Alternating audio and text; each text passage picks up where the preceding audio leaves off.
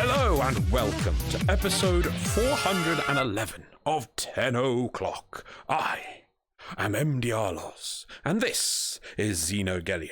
Sadly, we are not visited and not luckily visited by a guest this week. It's just the two of us for the last one of Xeno's busy September. I know it's in October by now, but it's the tail end. And so, we come to you this week to discuss the things of the frame of wars.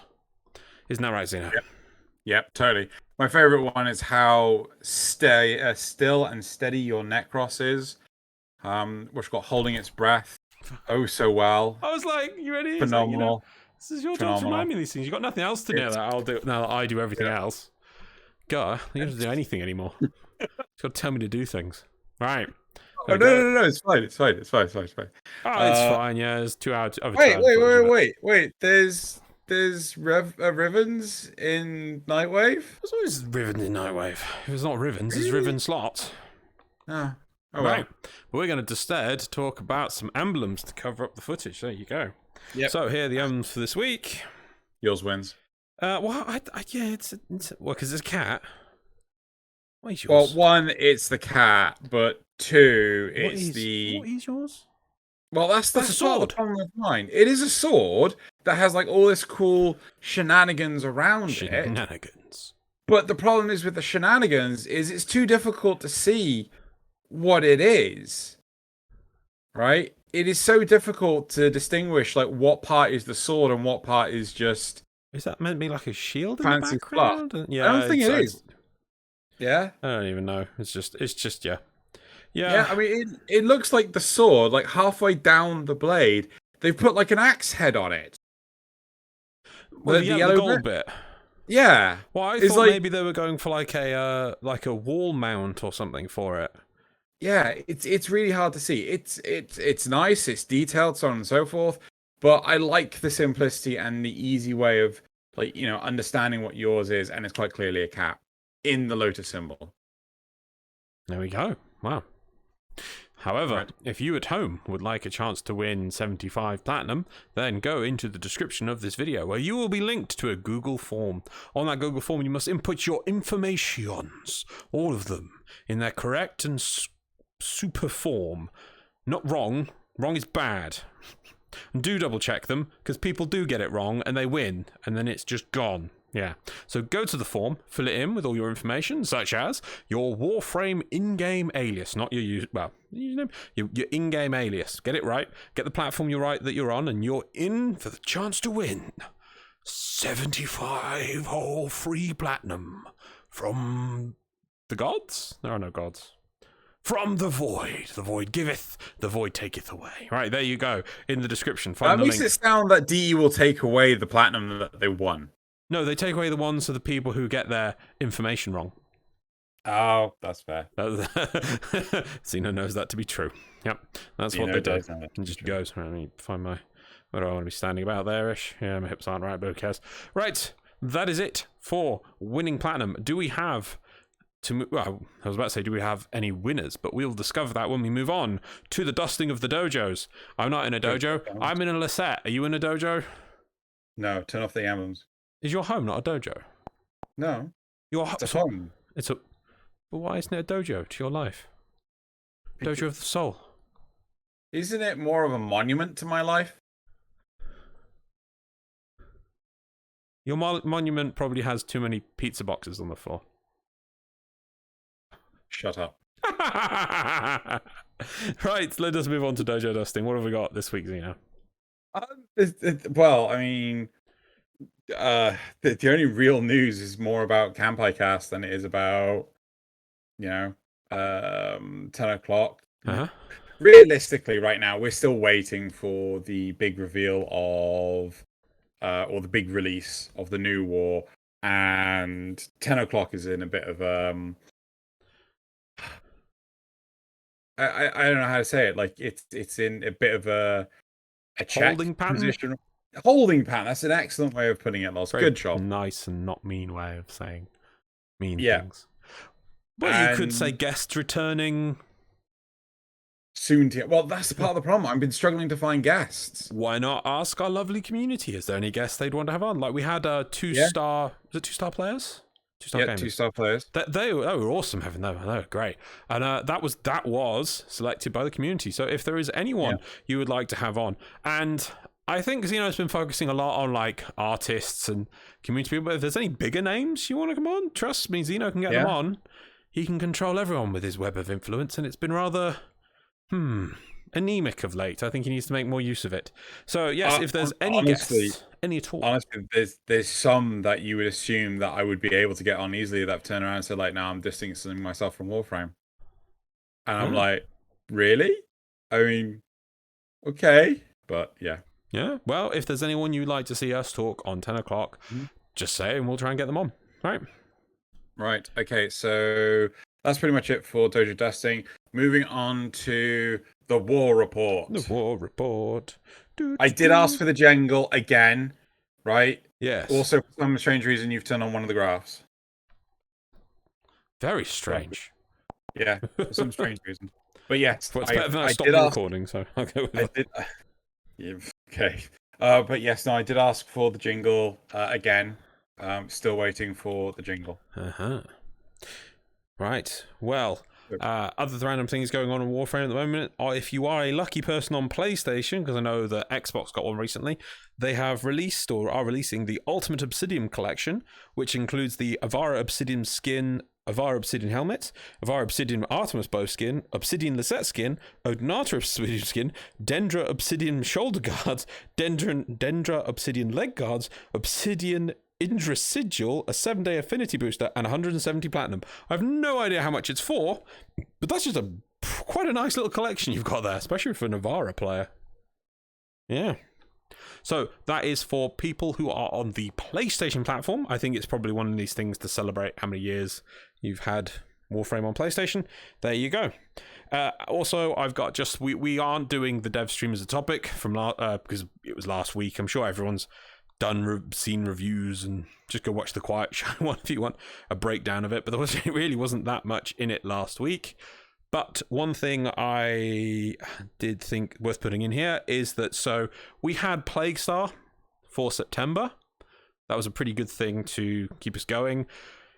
Not as much this month, but we are getting the Night of Nabarus stuff. So the Halloween event is coming back with some new stuff and some the old stuff as well. That's probably towards the tail end of October, but it's something to look forward to. And I think we're getting the weekends. The bonus weekends are continuing throughout October. There you go. We also have the new announcement that happened earlier today, which is a campaign with Warframe, Warframe Quest to Conquer Cancer. That was actually done on the dev stream last week as well.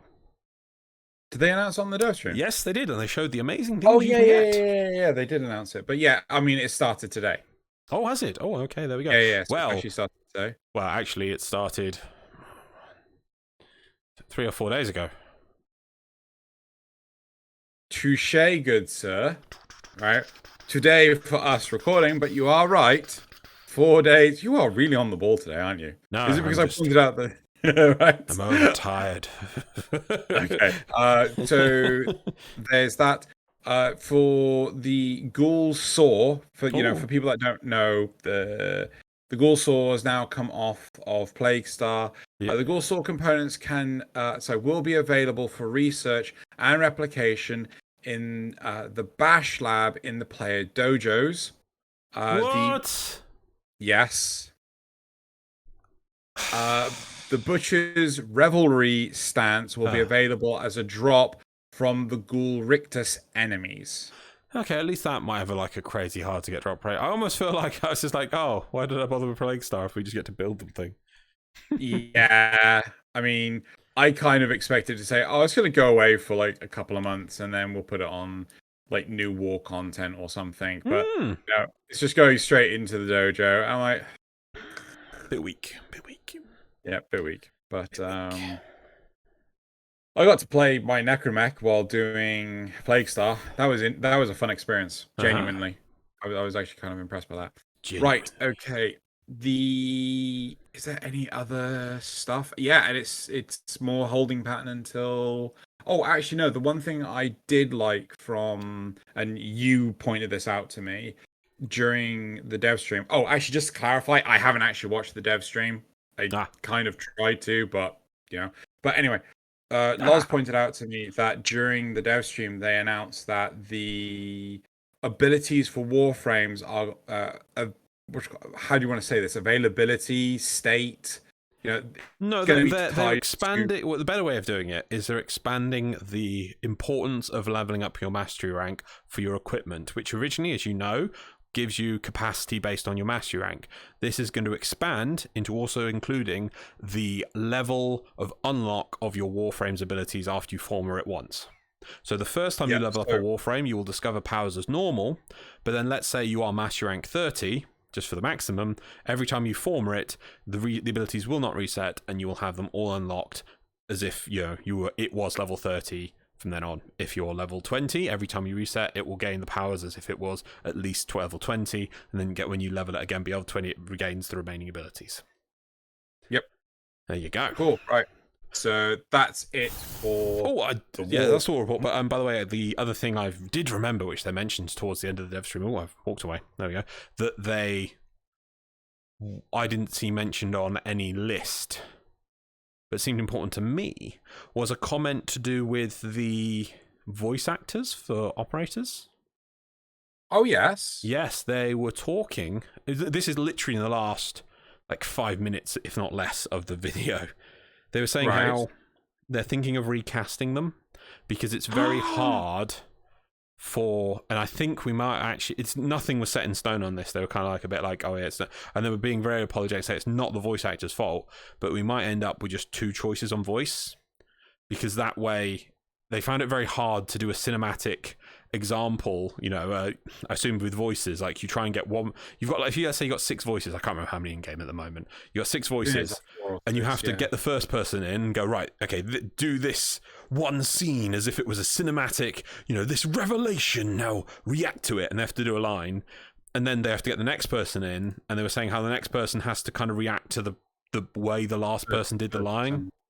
Yeah. So Jeff was like, it's nothing against voice actors, but it's just they're having to try and do, I assume, the cadence and the tone and the enthusiasm and the shock not off their own response, but off trying to make them all the same. So one person gets to do a line and everyone else has to try and copy it. So I bet you, I think what we were alluding to is that we might end up with just 2 new voice actors, and they might re-record all the previous lines as well, so that it makes everything past a bit more cinematic. And I don't know how I feel about that, because I do feel part of my Tenno's identity is tied to the voice pack you chose. Exactly. Right. It's like when I'm playing something like Monster Hunter World, I go through all the voices, don't like it, don't like it, don't like it, don't like it, don't like it. Oh, I'll go with this one. And so I can see that there might be a lot of pushback for that. However, I mean, how often do we really see the actually, to be fair, it's something I'm willing to let go if we could get a recast of is it the Grenier used to be builders and now they just build war or something like that. There's some lines that were said really early on. It's the idle lines, the generic that your operator just pops in and goes, hey, I'm going to say a random line. Yeah. The Grenier have tech weapons. I was like, what? No, was it the Corpus have tech weapons? The Corpus have tech weapons. Yeah. And just, oh god, I can't remember them, but they're so cringy, and the line deliveries were so weak. No, it's too wooden. So I don't mind how cringy the lines were. I wish there was more diversity. No, I don't mind the lines. It's the delivery. It's the most of them are done quite deadpan. But again, I think that's what Jeff was pointing at, is that they have to do these lines for the voice actors. So I'm down for that. Anyway, right. So should we move on to the topics? Yeah. Okay. Cool. No one actually said anything about the voice acting? I think it was because they said like I think they were hoping to decide in the next week what they're going to do. It was still a bit up in the air, but it literally was just a few off comments towards the end of the thing, saying why they were looking to do it, and I wonder if that means that we're going to see this for the new war or be post new war. No, that's I think that's why they're doing it, because they want to. I assume it's like your character has to react to. I'm literally guessing now. Like I'm just literally making stuff off the top of my head. I have no clue what's happening in New War. But let's say Teshin sacrifices themselves in front of you to rip off Era's head, but then Lotus still attacks you or something, and your character has to say something. It's the emotional thing. You got to deliver the line. It's probably like they were like, okay, how many times do we have to get these lines done? 6? I can't remember how many voice actors there are. No, what I mean is, I'm wondering if they've still got to record the lines for the voice actors. Oh yeah, I bet they have. Like, oh, let's do it now.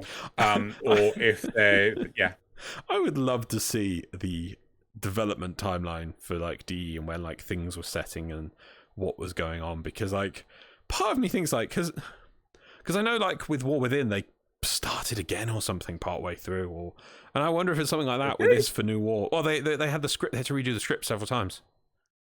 Well, it got leaked and things, like 7 iterations and things like this. Yeah, and I wonder if that's what happens with like this. It's like that New War actually is made within like a 6-month period, and then there's like this other wasted content and things.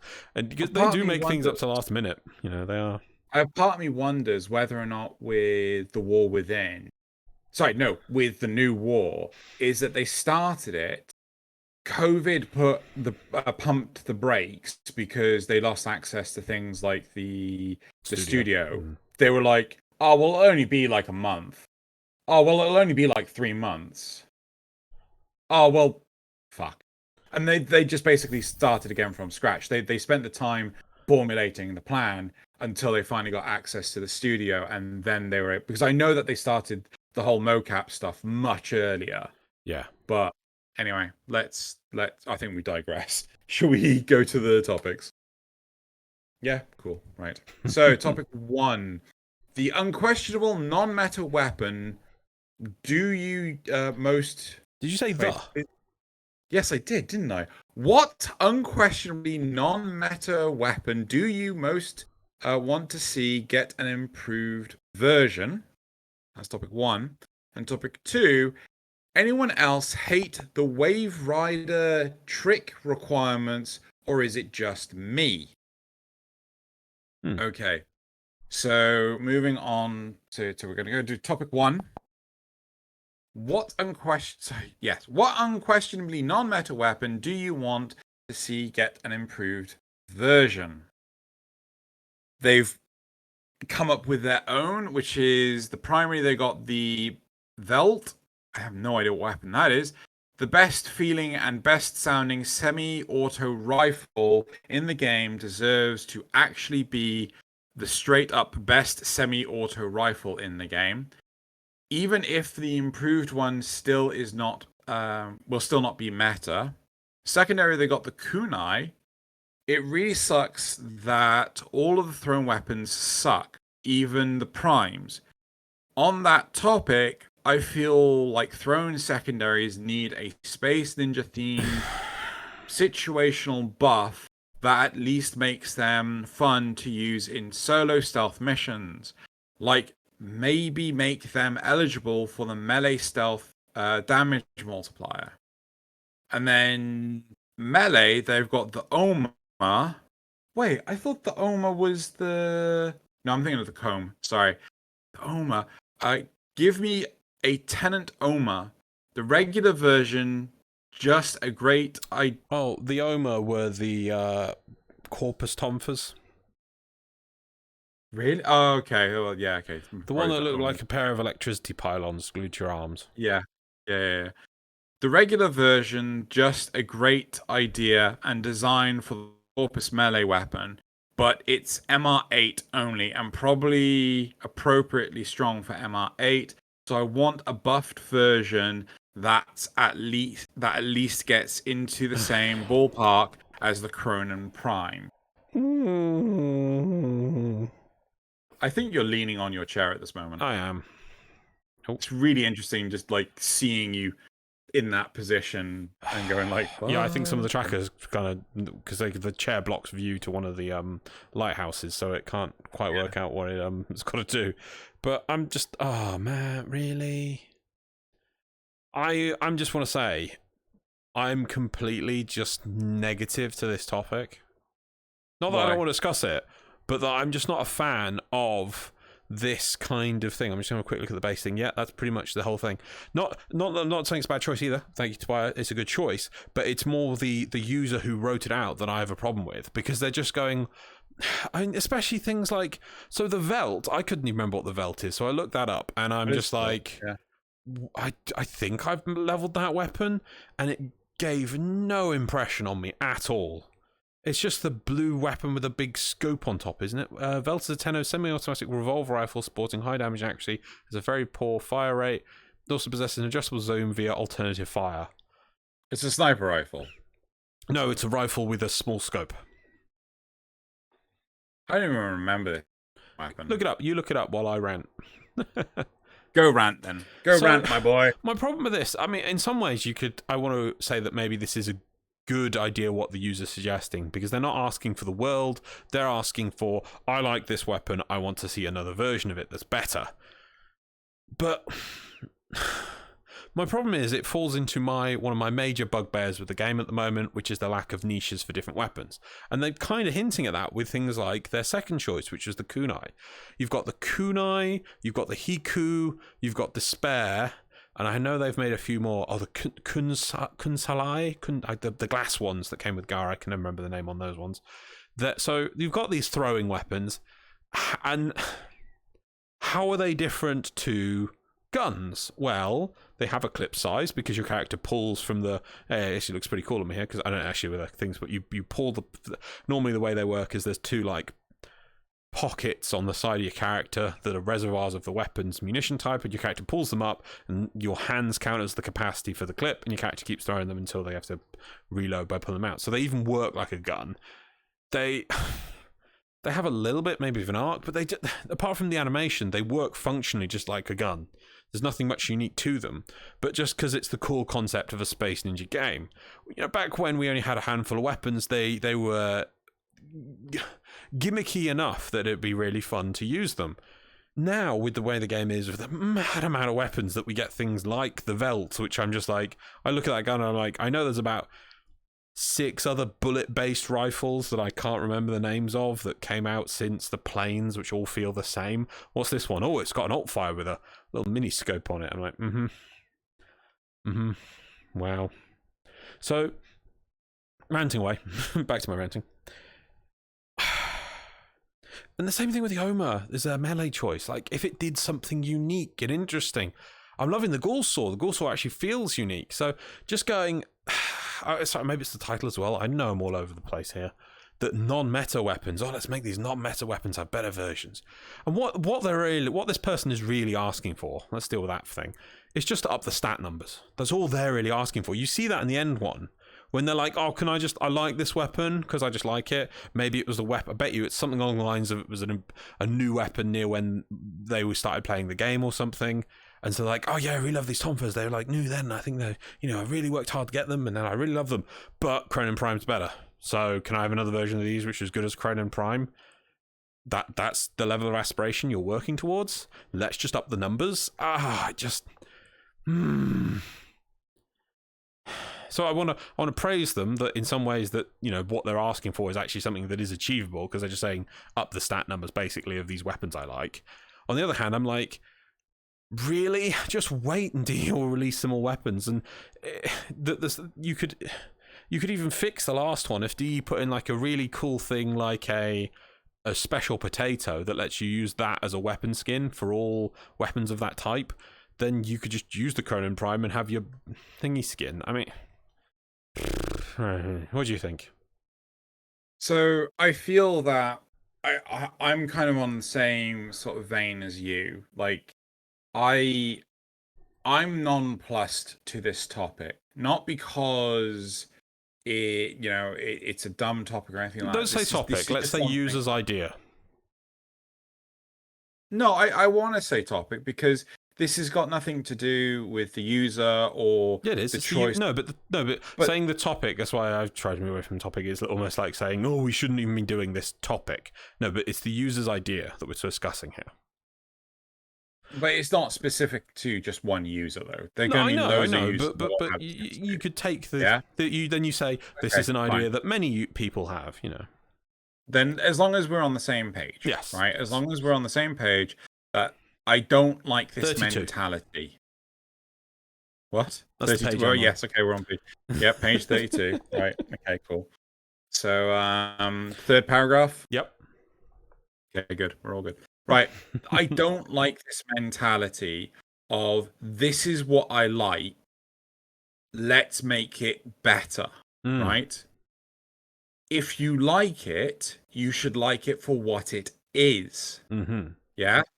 So, I mean, I really loved the Stradivar, right? But I struggled with it because when I was taking it out into regular missions and things, this was pre-Rivens, right? Yeah.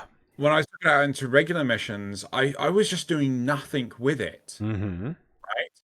And then I got a Riven for it, and I was like, oh my god, this is so much better. This is so great. This is so amazing. And then the Stradivar Prime came out, which was a general boost in stats.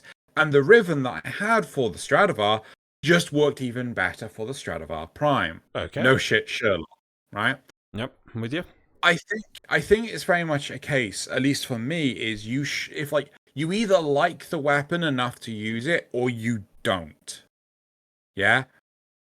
You shouldn't ask for, I want this, but with more horsepower, right? I like a Ford Fiesta, but I want it to have a V8 engine in it.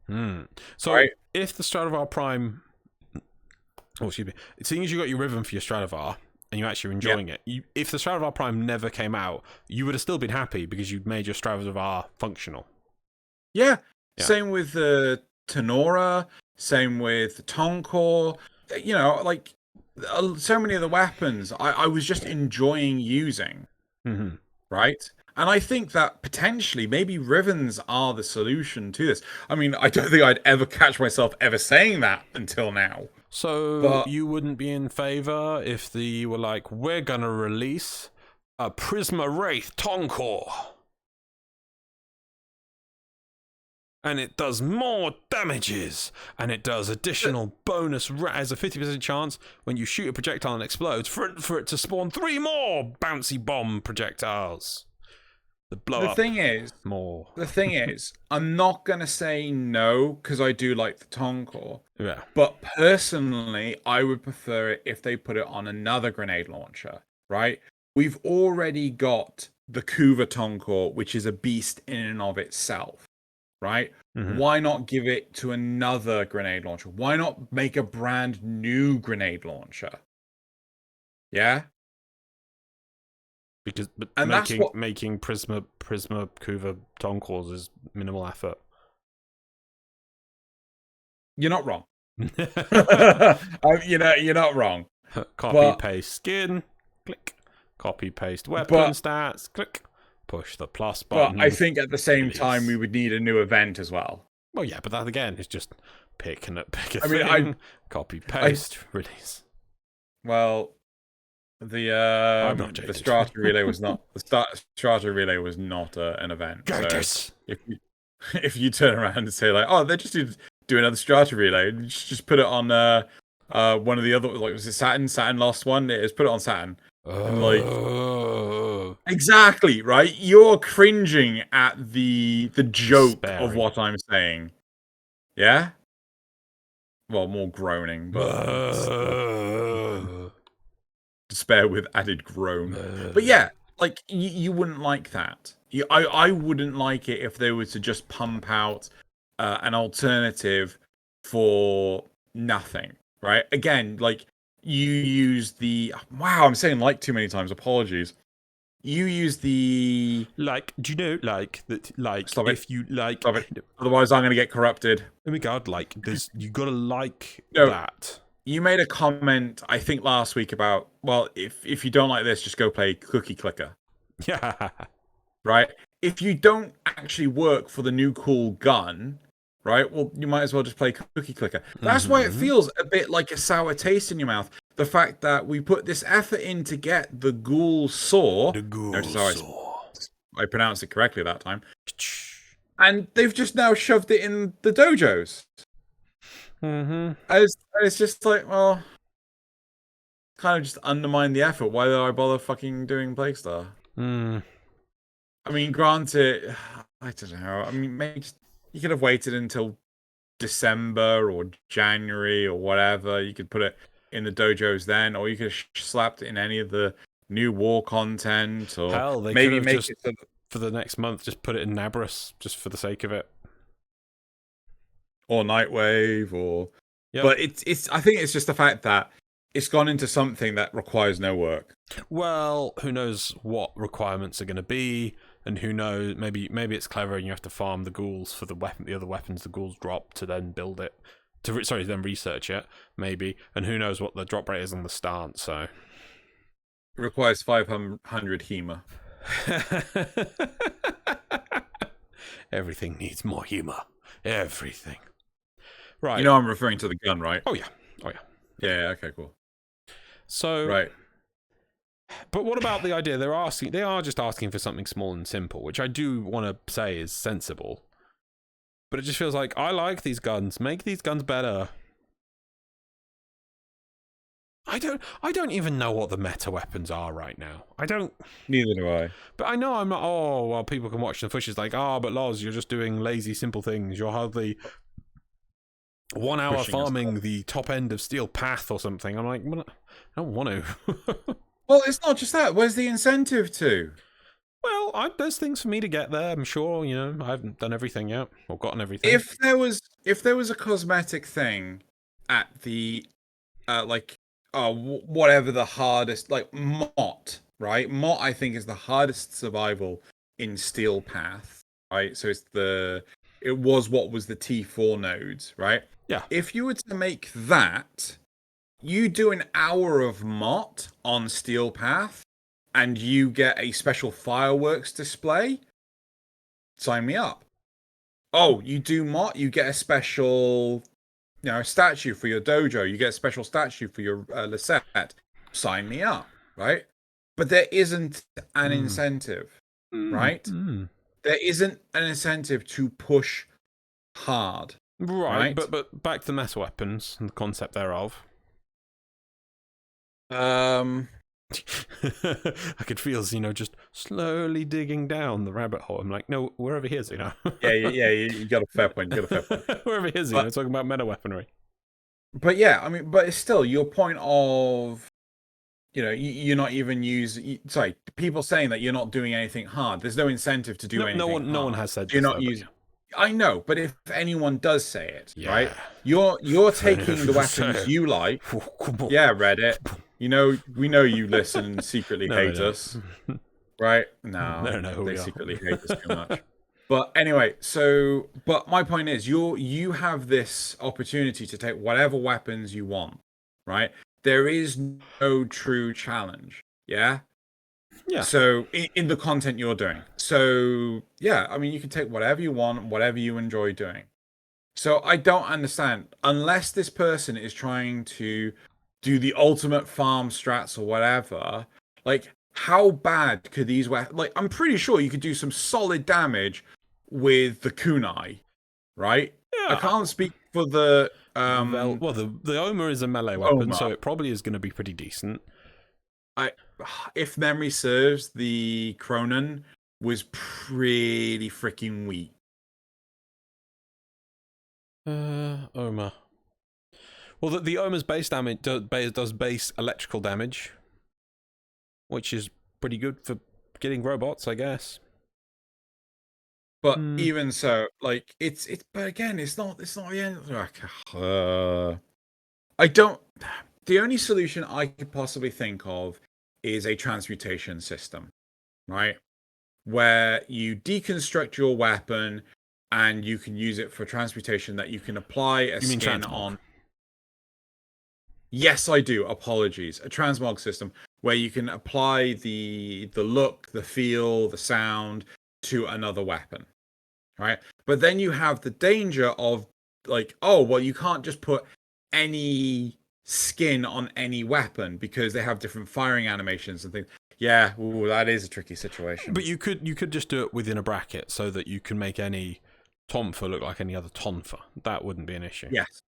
I don't think that would be an issue. It's only weapons that have like super weird quirks to them that might have an issue. So if you've got a weapon that has an alt fire to go from full auto to single shot, you keep on running over that hole. It vexes me. Just run into the hole, Loz. Get in the hole. There you go. Good point. Right. Anyway. Oh yeah. Did you get stuck again? No, I jumped out of the hole. God. Anyway. I think it was Thalian who said, "Loz, there's a hole at the top." I'm like, "Oh, yeah, is there a hole? Oh, let me go down this hole, then come out of it again." Oh, yeah. Sure. Oh, sure. yeah. Anyway. Right, so I think, yeah, you have to be careful about some weapons if they can go into an alternate fire mode and things. But aside from that, I think you're fine. Yeah. Yeah? Cool. I mean, so there will be some things like the melee weapons are unique in that they have this innate electrical damage on the actual weapon. So that's what, if we can't just transmog that onto another weapon. Oh, yeah. There is that, but I'm like... It would just be the other weapon looking like the one you want. Yes, exactly. And surely that's the majority of what people are wanting in this, more than just the effect of it. I mean, some of these weapons are going to have unique secondary animations, or secondary firing modes and whatever. So yeah, some of those might not be copied across, and so you can't always do it. But at least you'd get the look of whatever gun you want on whatever other gun you want. So beyond that, I just yeah. That's why my final point is I just think this is kind of weak. I'm kind of against what this person wants because they're just basically saying, I want more gun better. Yeah. Okay, I mean, this might be a bit of a short topic. Should we go into No. My last point, my whole rant was dancing around, which I never got back to, actually, I'm sorry, was that though what they're asking for is actually achievable, but I find it quite weak and just like, give me better, I want my guns that look cool better. What they should be, and they're pointing this out with the kunai section, which is what we should be asking for in not just a handful of non-meta weapons, is that there should be more weapon niches. I know more than just primary, secondary, and melee, but things like, for the amps, for the necromechs, for the arc guns, for the arc melee, they all need to have a different purpose, or a unique role, or an area they could be more functional in. And then you could bring it to weapons as well. It always annoyed me in the game that the sword and shield doesn't do anything about being a sword and shield. It's a melee weapon with a shield. A shield. It is for blocking enemies' attacks. And I don't know what the current stats of it is, but I always remember that obviously melee weapons have a blocking stat for the amount of damage reduction they do, and it was no different from a big scythe, as I recall. Like, oh yeah. It was a high number, but it was no equivalent to other bigger weapons. So it was just like, oh, so what's the unique thing of having a sword and a shield in the game? Yeah. So that's the thing. I think now, obviously, maybe we can't generate a niche for all weapons or every unique weapon to feel like they all have a role because there's too much to do. But a start would be something like they've suggested here. Throwing weapons, maybe they could be eligible for some sort of melee stealth damage multiplier. Interesting idea. That's the kind of thing. And instead of just doing it for the one weapon they want, I would say that should have been expanded to be the concept. Let's come up with more niches for all weapons. There we go. Whew. How you're doing this, Vol, is seriously vexing me, dude. I know there's going to be complaints in and then I leave through the hole. You went in, you destroyed the sensor, and then you climbed out of the hole. Then go through the bloody door normally, and then I hack the terminal, and then I exit through the surface light that everyone told me just to use. Thalian, I feel your pain. I genuinely do. I saw that there's a Nightwave this week of like do 3 spy missions. I'm like, right, I've been promising to do this for a while. Let's torment people.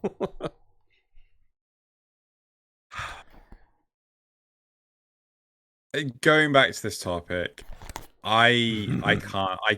I just like, even if I was to pick my favorite weapons, I just can't.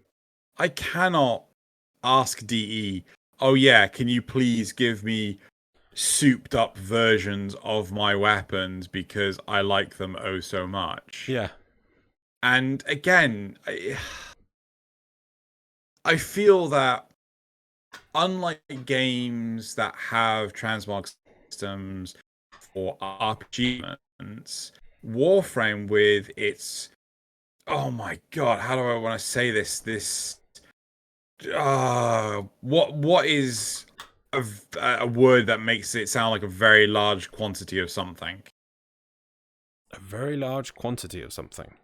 Yeah, like not massive, not huge, something like gargantuan supply of weapons. There you go. Right? There you go. It's like, it just feels like if you were to swap the visuals of the weapons, not only would the players get confused about the performance of the weapon because you're actually technically using something else, but the people you're playing with will see that you're using the Chev and you're just utterly slaughtering everything. And like, how the fuck are you pulling that off with the sheath? Right? Yeah. You know, and I feel that will also allude to like potentially some confusion and thing. So, yeah. Well, we're already at the point, though, when it comes to a Warframe, where sometimes I look at people's Warframes who have done some very clever color choices, gotten a Tenno Gen helmet, and then some interesting set of armors, and I go, what Warframe's that's a Sarin? Nyx? Avara? You know? and that's just off the, you know, so we're already getting that for Warframes. Yeah. Who cares if it's hard enough to well, seeing as you can, well, no, I was about to say, seeing as you can push escape and just see the list of names, but then seeing as people can just change those names, why did they put that in? So I don't know. Yeah, so let's go to the replies and see what weapons everyone wants upgraded for free. Actually, one thing I will say, do you know, like, you know what I mean? I remember. You know what I mean? Like, I remember TennoCon 2016 when they announced Plains of Eidolon, and they talked about Hox Anvil with the whole customization of the modular weapons and everything, and you could name the weapon. And I remember talking in the after party to one of the staff members, and I was like, well, how are you going to be able to distinguish what weapon is what? You know, how can you help other players know what weapons people are taking and things?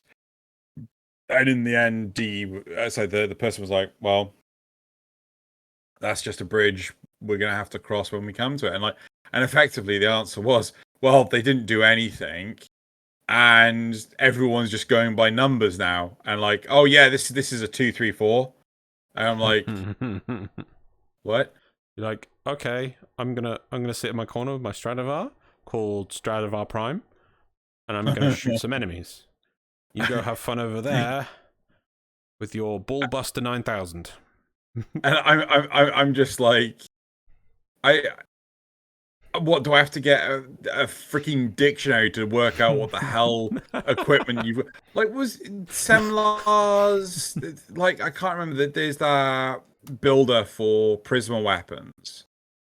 I think it might be just all modular weapons, but yeah, it was the only way to actually work out what was worthwhile and what wasn't. Things like the Catch Moon being so important in things. Yeah, it's crazy. Anyway, right.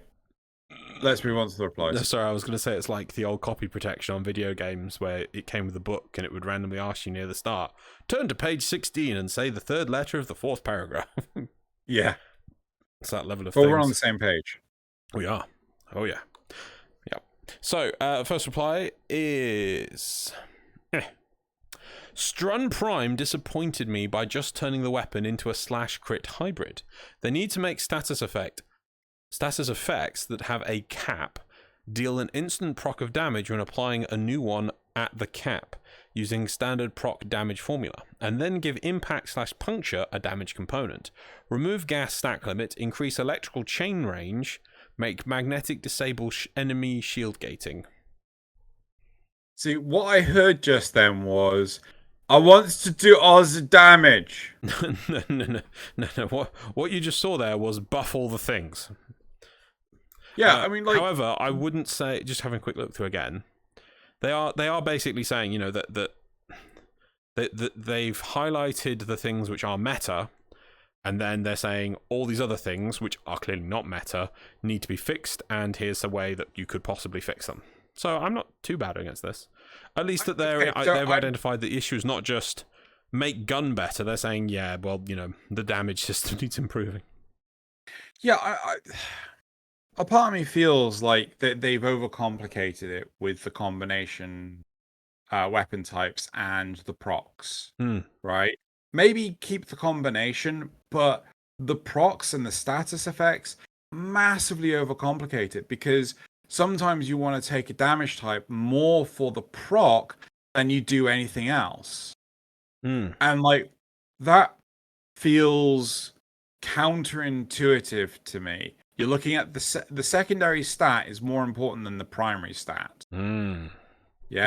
Which is probably the thing that I've always struggled to get my head around, because you know, I'm dumb, simple, casual gamer. I don't understand. Just tell me what I should take, and that's it. I will never understand. I'll just rely on YouTube to tell me everything instead. Yeah. The next person says, Kuva Mitre. Honestly, wish we got it over the Kuva Heck, at least the current state. The Mitre is a pretty fun weapon that struggles a bit at higher rounds. Maybe give it a faster charge time plus crit chance, but lower base damage and mag size. Well, in this footage, I try using, what gun was it called? The Epitaph. Have you started using the Epitaph yet? No. It's the sort of, it came with the Railjack update, and it's sort of like a, it looks like a metal plate that you put on your arm.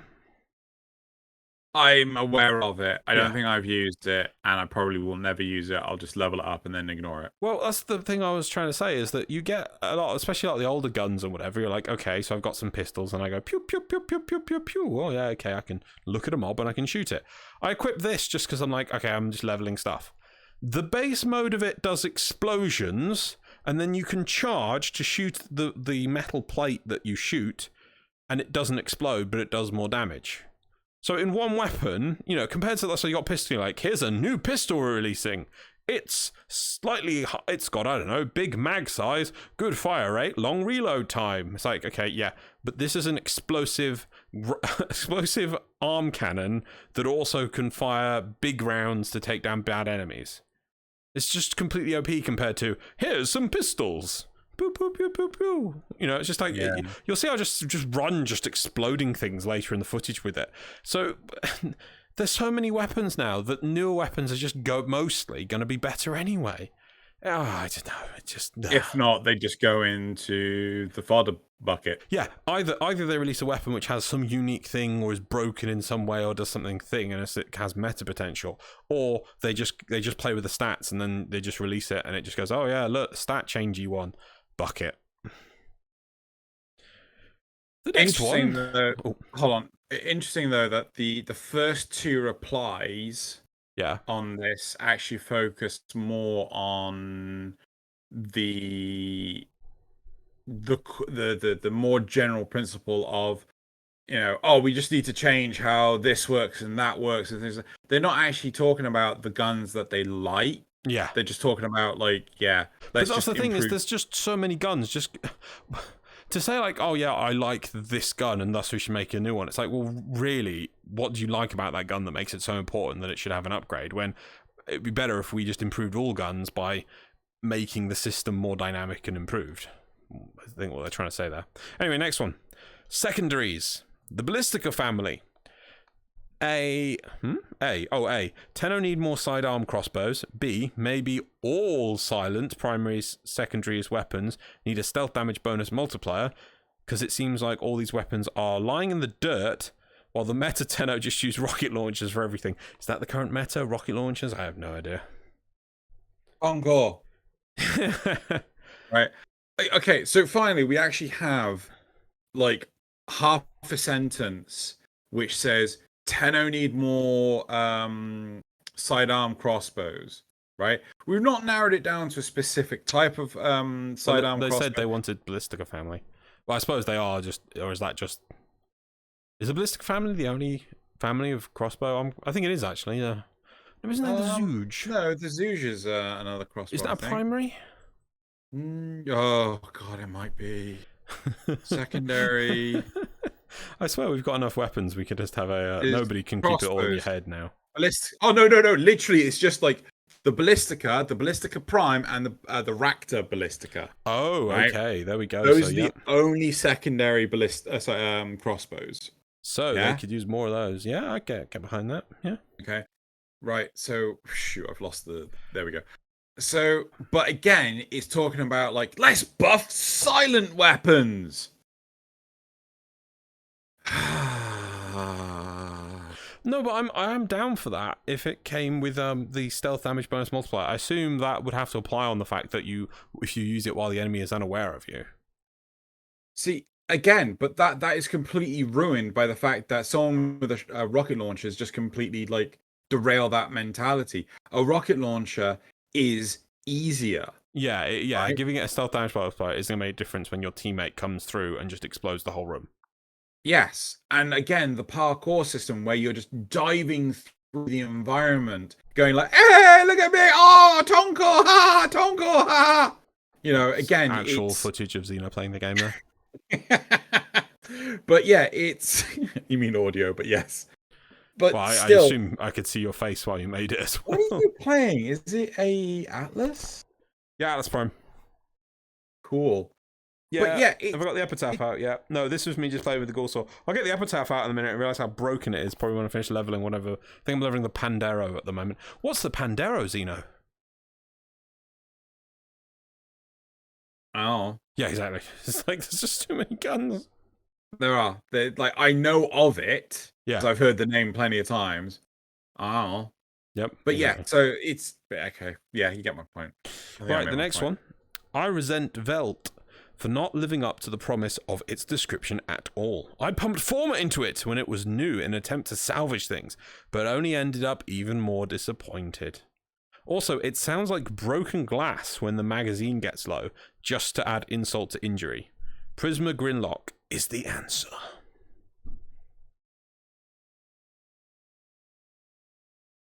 I don't know if I've used the Prisma Grinlock. I might actually give that a go. Is there a Prisma Grinlock? Oh. I just took it for their word that there was one. Well, we're in a topic about suggesting weapons existing, so I'm not sure. Yeah, that's control. Did we get anything beyond the Mara Detron? Was that there the Mara? There is there is a Prisma Grinlock. Okay. Control F. How do you spell Mara? M-A-R-A. Oh wait, that's gonna be secondary, because it might be the Mara Detron is just. Nope, it's only the Mara Detron. I don't even know who that belongs to. Is that Maru? Barrow?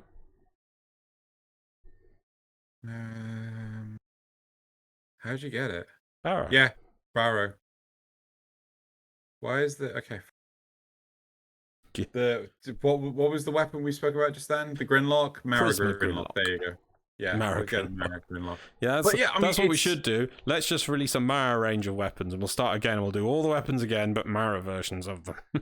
Oh my god, yeah. Can we not? Let's move. And the final one is War. Sorry, actually, no. I will say the last one and this one, good on them for actually talking about. Oh, actually, no. Were they talking about proper weapons though? The person said that they were disappointed by the Velt. Prisma Grinlock, which is an already established weapon, is the answer. No, I take that back. They don't get one. Let's move on. War. Okay. Why have such a badass looking weapon from a badass enemy with an insanely low drop rate just be meh? I really hope the new war somehow brings some sort of Orokin Stalker wielding the primed versions of Stalker weapons. Please.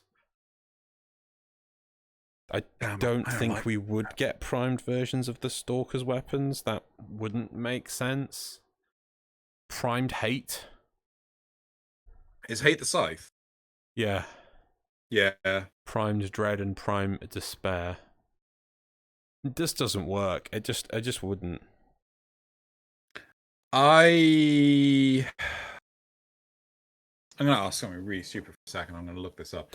The thing that gets me is, right, more than the war, because obviously it would be cool if the war did something, because it does look great and everything, but the paracesis. The paracesis better not already be done all the importance of it. It was a quest sword reward. It was lined up to be the sentient slayer. This is really important that I make this sword for you, and you have this sword, and you built the sword, you leveled up the sword. It's really important. What do you use it for? Oh, well, you smash a red crystal with it. What is this, Simon's Quest? Yeah, but then you got a better one, didn't you? What do you mean? Oh god, wasn't there another sentient killer weapon that came around and it was just like, oh, this is just better? Not one that had a whole quest attached to it that involved the building not that. of it. Yeah, not having a quest attached to it, but still, I'm pretty sure we got another sentient killer Warframe melee weapon. Anti-sentient weapons. There is actually a page for this. Oh, good old Reddit.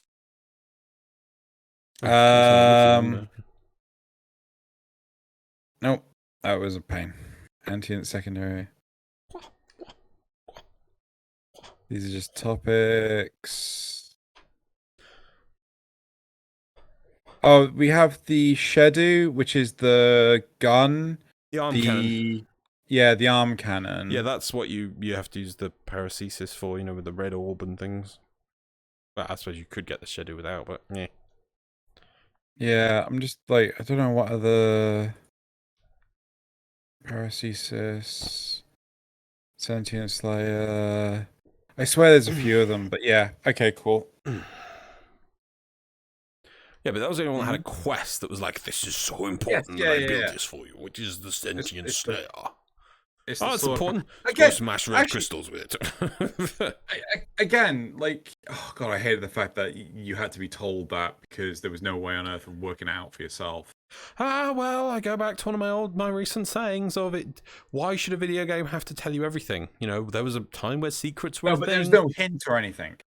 I don't think there was a hint. Did you want a sign to drop down and go? Wrong. No, No. I just wanted it to, you know, just give us like I don't know. Maybe that's the thing. I'm in two minds because I kind of like the kind of subtlety that you just think it's something to smash unless you move on, but you know, there's not much feedback. But then it's only when you use a special weapon that you go, oh, what? Something happened. You know, I like the concept of secrets in games, but so do I. Seeing as that was, I can't remember what it progressed to. Was it the actual story quest? Did you get a vision? Cinematic event. Yeah, that was silly.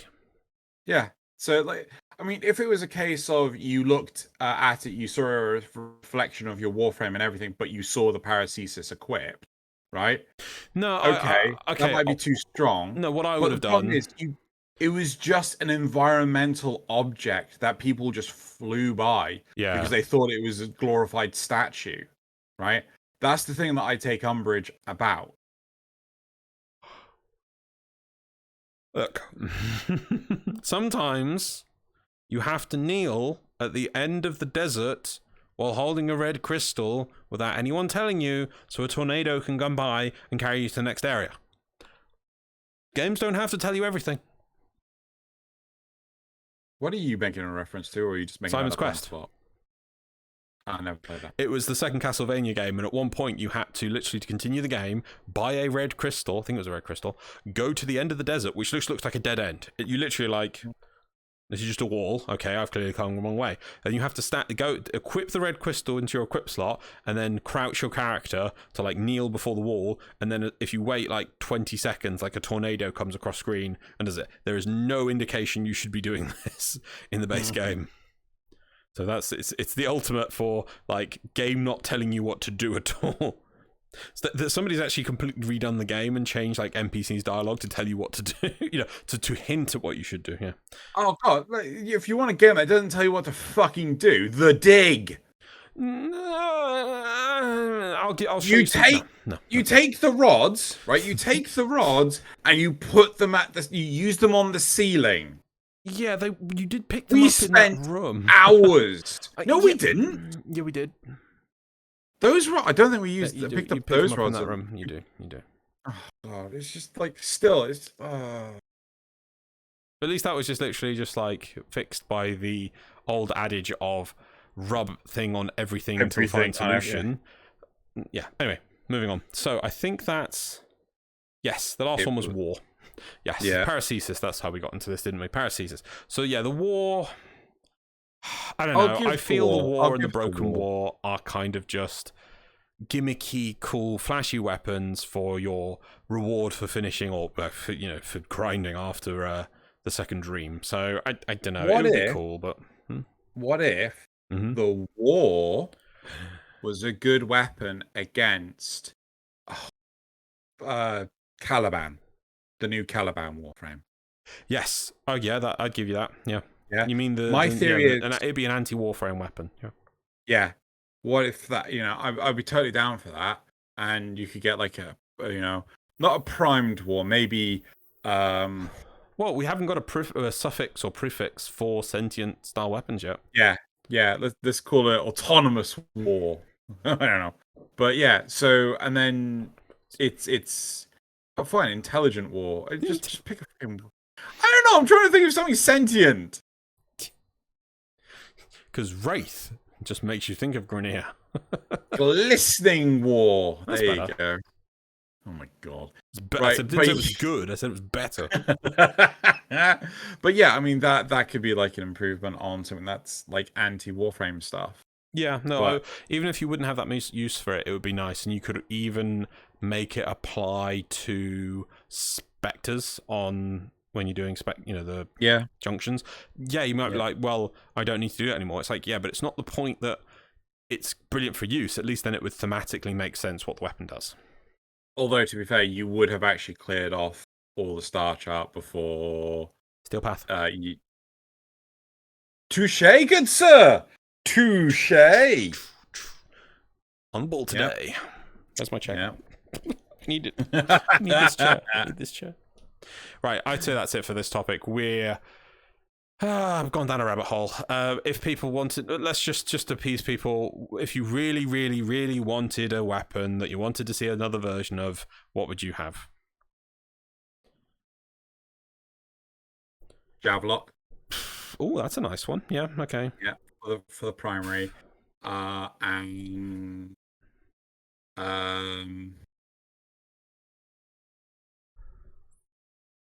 Pennant for the secondary. Sorry, for the melee. Okay. I can't think of secondary. I'd like a better Ghoul Sword, but I assume we'll get that in the future. That's why the current Ghoul Sword is a bit underwhelming. And I did like the concept, but what's the bicycle pump called?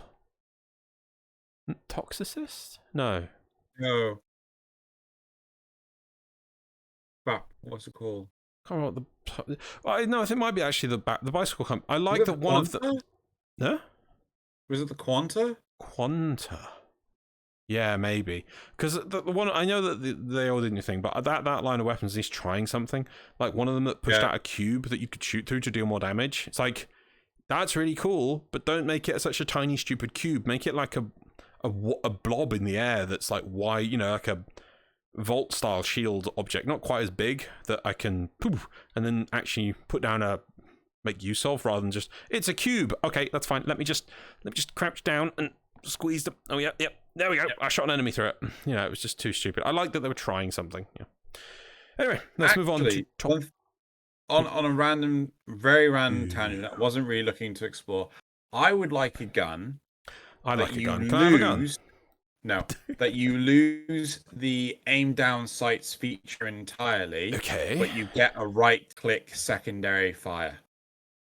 Like the days of Unreal Tournament.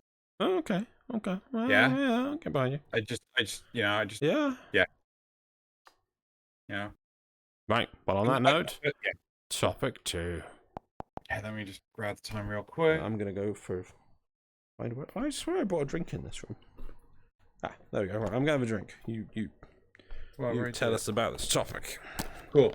Anyone else hate the Wave Rider trick requirements, or is it just me? I've been stuck on the second page pretty much since release.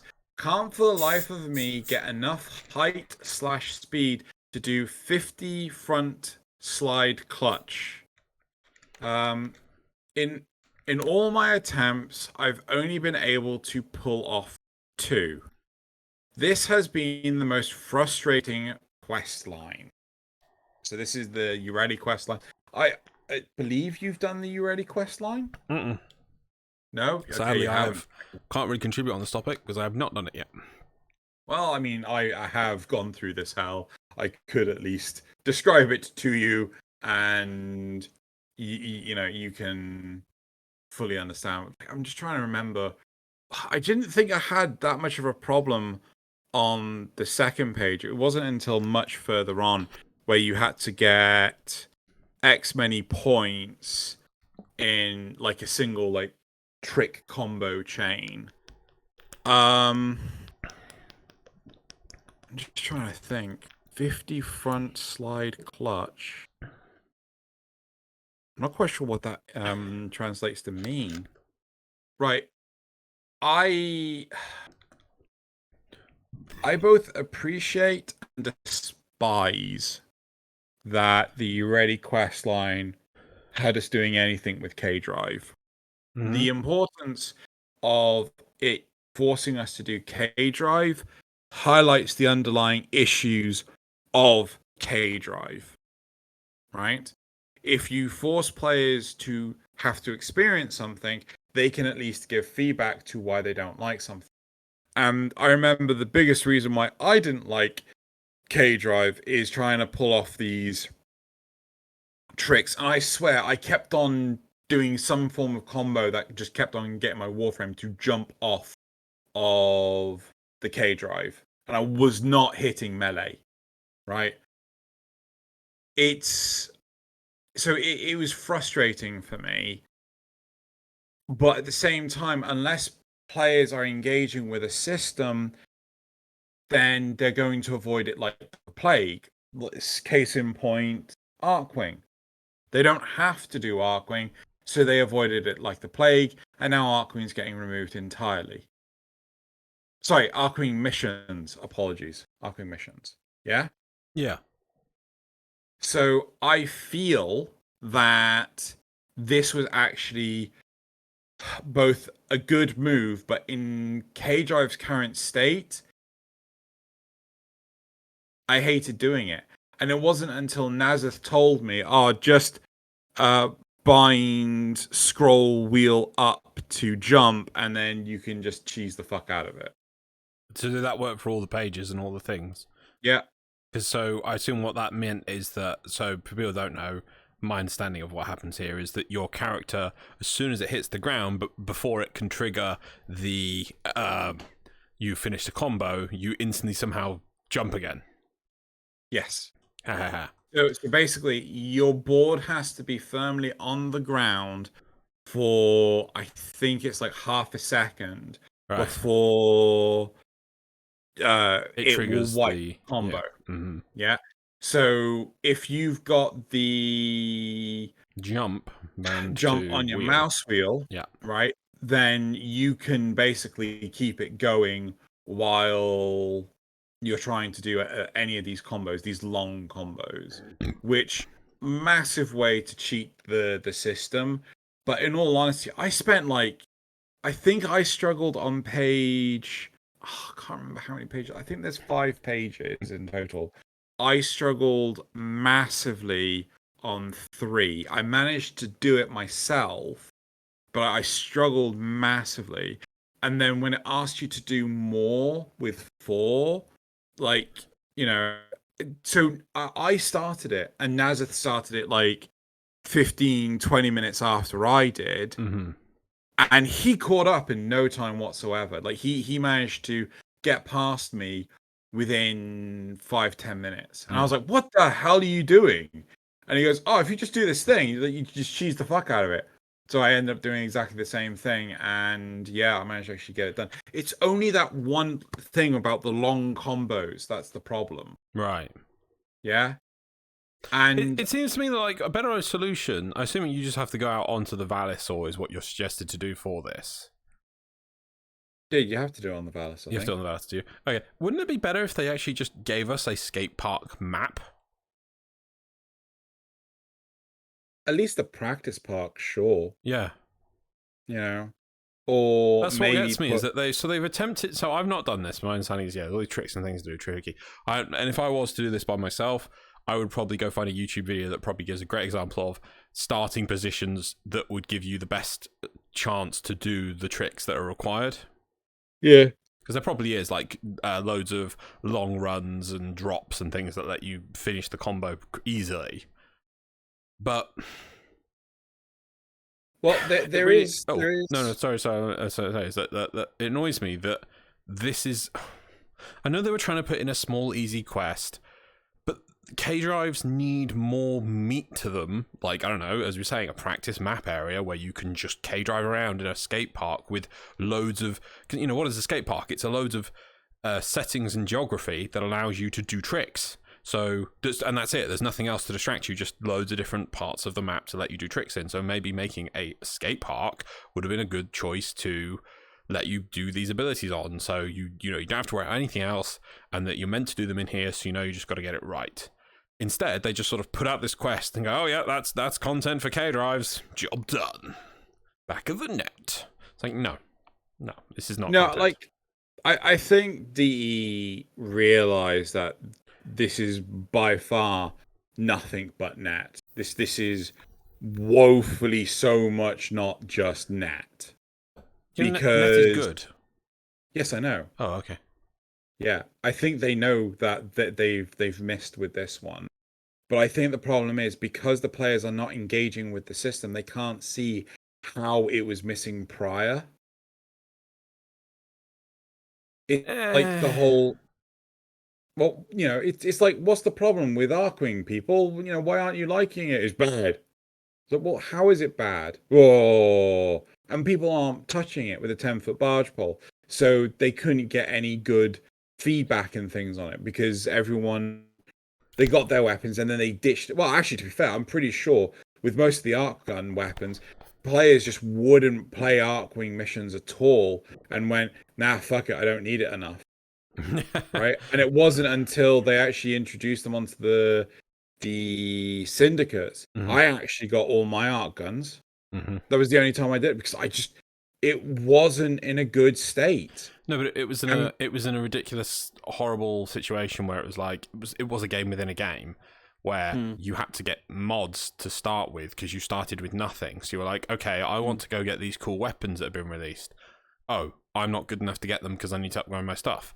Oh, the only place I can get these mods is doing these missions, which are quite hard even at the lowest level because I have no mods. Can I get the mods somewhere else? Can I get the mods from doing normal Warframe missions so that when I start Arcwing, or does the quest give me a set of broken ones so that my Arcwing is at a base level so I can actually do the missions? No. So even the missions were hard. So you had to grind through the missions to get the mods, upgrade the mods, equip the mods, then to be able to go grind through the harder missions to get more mods, to then grind through the harder missions to get the weapon, to get a chance of the weapon bits dropping. And it's just like, But the weapon, you had to do that on the weapons you started with. It was like they literally were rebuilding Warframe within Warframe. It was just and didn't learn anything from the experience the first time. It was madness. Yeah, that's the biggest problem. Like, I also feel that they tried to do too much. They should have made Arcwing more like the initial concepts of Warframe, or the base concepts of Warframe, like a corridor shooter sort of thing. No. I feel that the biggest problem with Arcwing was how often you would just get sniped from a million miles away and you hadn't got a fucking clue what the hell was shooting you, right? Because it was giant open spaces. Yeah, and you then had to work on a 3D plane rather than a 2D I don't remember plane. that being that big of an issue. The mobs didn't really attack you from long range most of the time. I don't remember it being that big an issue. I remember it being an issue back then, and it wasn't until you got things like the Itzel where it's like, oh, I'm just going to go invisible. Now you can't see me, so now you've stopped shooting me, and now I can shoot you instead. Well, yeah. Again, it was weird that things like, I can't remember the name of it now. Actually, not the Flock Dust. What is the one that's a charge shot on the arc guns? Oh, it actually opens up to charge up a shot. Like a section opens up to charge up the shot, and it's like, this gun clearly was supposed to be the long range weapon and needed a scope. No. Oh, it wasn't even hit scan. It was madness. Still is bloody madness. But anyway, let's not bog down into that. What were we talking about? Right, we're supposed to be talking about K-drives. I mean, either DE is actually going to expand upon K-drives or they're not. You know, and I really feel it's entirely based on the interaction of the player base. Well, yeah. Well, it's interesting. You didn't watch the last dev stream, but they were very candid. The term cautious about what they were saying for, like, the new war and what Velocitus. Velocitus, that's the one. Yeah, that was clearly supposed to be a sniper rifle. Yeah, it was clearly supposed. It wasn't even hit scan. Travel time. It had travel time. But the Imperator, the basic gun, which is just a machine gun, was hit scan, so you could snipe better with it. Oh, it's ridiculous. Even though it had tracer rounds, it was hit scan. It was hit scan. Just ridiculous. Absolutely ridiculous. Anyway. So maybe. Yes, because in the dev stream there was an ask about using necromechs in normal missions, and that was apparently, oh well, we can't say hush hush, maybe new war, we'll have to wait and see. So we really are in an utter holding pattern of just we are all living the Die Hard 2 scenario where we're all floating around the airport. This is why this is why Arbiters has pretty much it's not come to an absolute standstill, but it's sorry, I have not killed Arbiters, but Arbiters is in a holding pattern for this exact same reason. I've got nothing to work with. I spent months just constantly making up topics. It became far too hard. It very much became, let's reminisce on the nostalgia factor of Warframe. And I'm like, you can only do so many episodes of that. So yeah, I am looking to expand out Arbiters, and I do have a name already for the next one. But it's like we are in perpetual holding pattern. We have been in for at least since they announced the new war coming this year. But in reality, we've been in this holding pattern for a lot longer.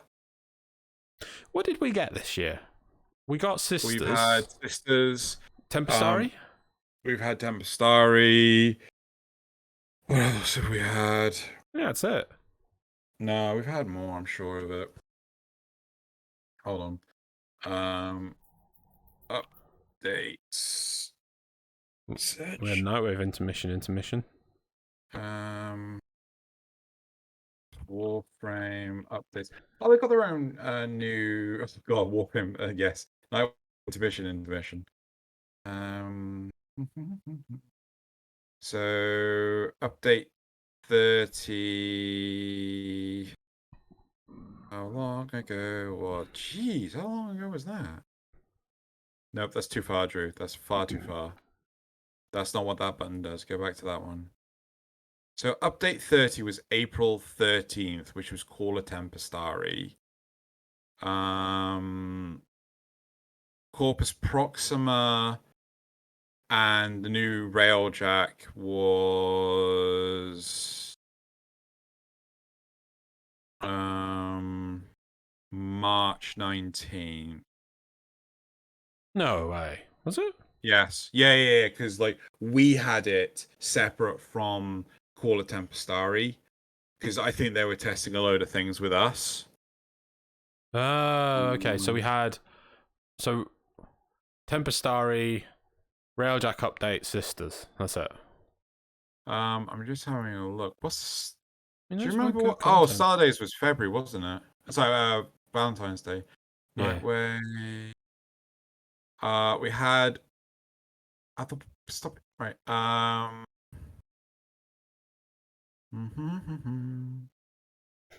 That's it.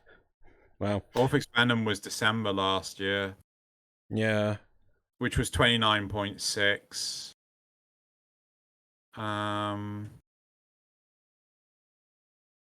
Just trying to find out when update 29 was and what it was. Heart of Deimos was update 29, which was August last year. So yeah, realistically, that's all we've had. So again, yeah, we've been in this holding pattern for a long time. So Railjack update, sisters, and Campestari. Yeah, that's it. Okay, yeah. Right. Yeah. So yes, unlikely. Well, I mean, technically, that's kind of all just one update. 2. Oh, I see what you mean. Yeah. I see what you mean. They're really just like 3 parts of the same update, aren't they? Anyway, so yeah, it's like the quest, the ongoing content, and the meaty content of one update. Yeah. So yeah, we'll have to see. So hope maybe New War will bring something to K-Drive updates. But as for this quest, I think I might have to give it a go myself now. Yeah, do you know, I'll probably end up just bugging it like you've done. Yeah. How many pages are there? 4 or 5? I think it's like 5, maybe 6, but still, it's like you do the mouse wheel approach, and it's super easy. Okay, so on to the replies. The replies say, use the pipes behind the Fortuna entrance, grind a bit to get your airtime multiplier up, then do the trick, grind some more, repeat.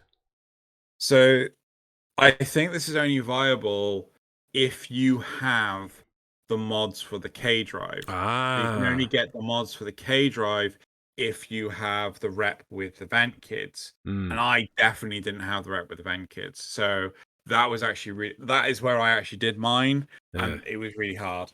Okay. The next one says, I saw when the quest first dropped that people were banging their heads against a wall on those scoring challenges. So I decided to grind up my Vent Kids rep first by doing long trick chains on the big pipe behind the Fortuna elevator and grab the basic tier 1 K-Drive plus airtime and inertia dampeners. That makes everything so much easier. I was able to knock out each page in about 10 to 15 minutes per, including some failed race runs where I got caught up in terrain and lost the next ring. Scoring was never the problem. Yeah. But again, hacky way. Well, no, so if that is one way to do it, to go and get the rep sorted and go get the mods, I actually kind of like that, because it is actually just trying to give you a reason to do the content more than just go rep these people up to get mods with them. At least this does encourage you to have a reason, if it makes it easier, ignoring the cheating mechanic. But let's, because I know you've done it with the mouse wheel, but how are you going to do that on a console? Exactly. So at least there are advantages to going to get the rep now. So I'll give them that. I think the problem is that when you're playing Warframe, you get mods from just killing stuff, right?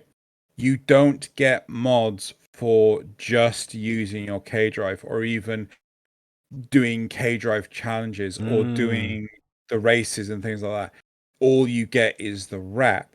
So you might not necessarily know that these mods exist.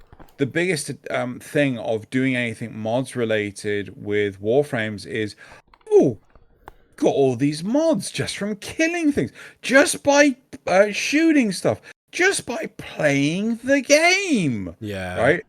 But the problem is with K-Drive is you can do K-Drive for as long as you want, but unless you know these mods wow, that thing died real fast.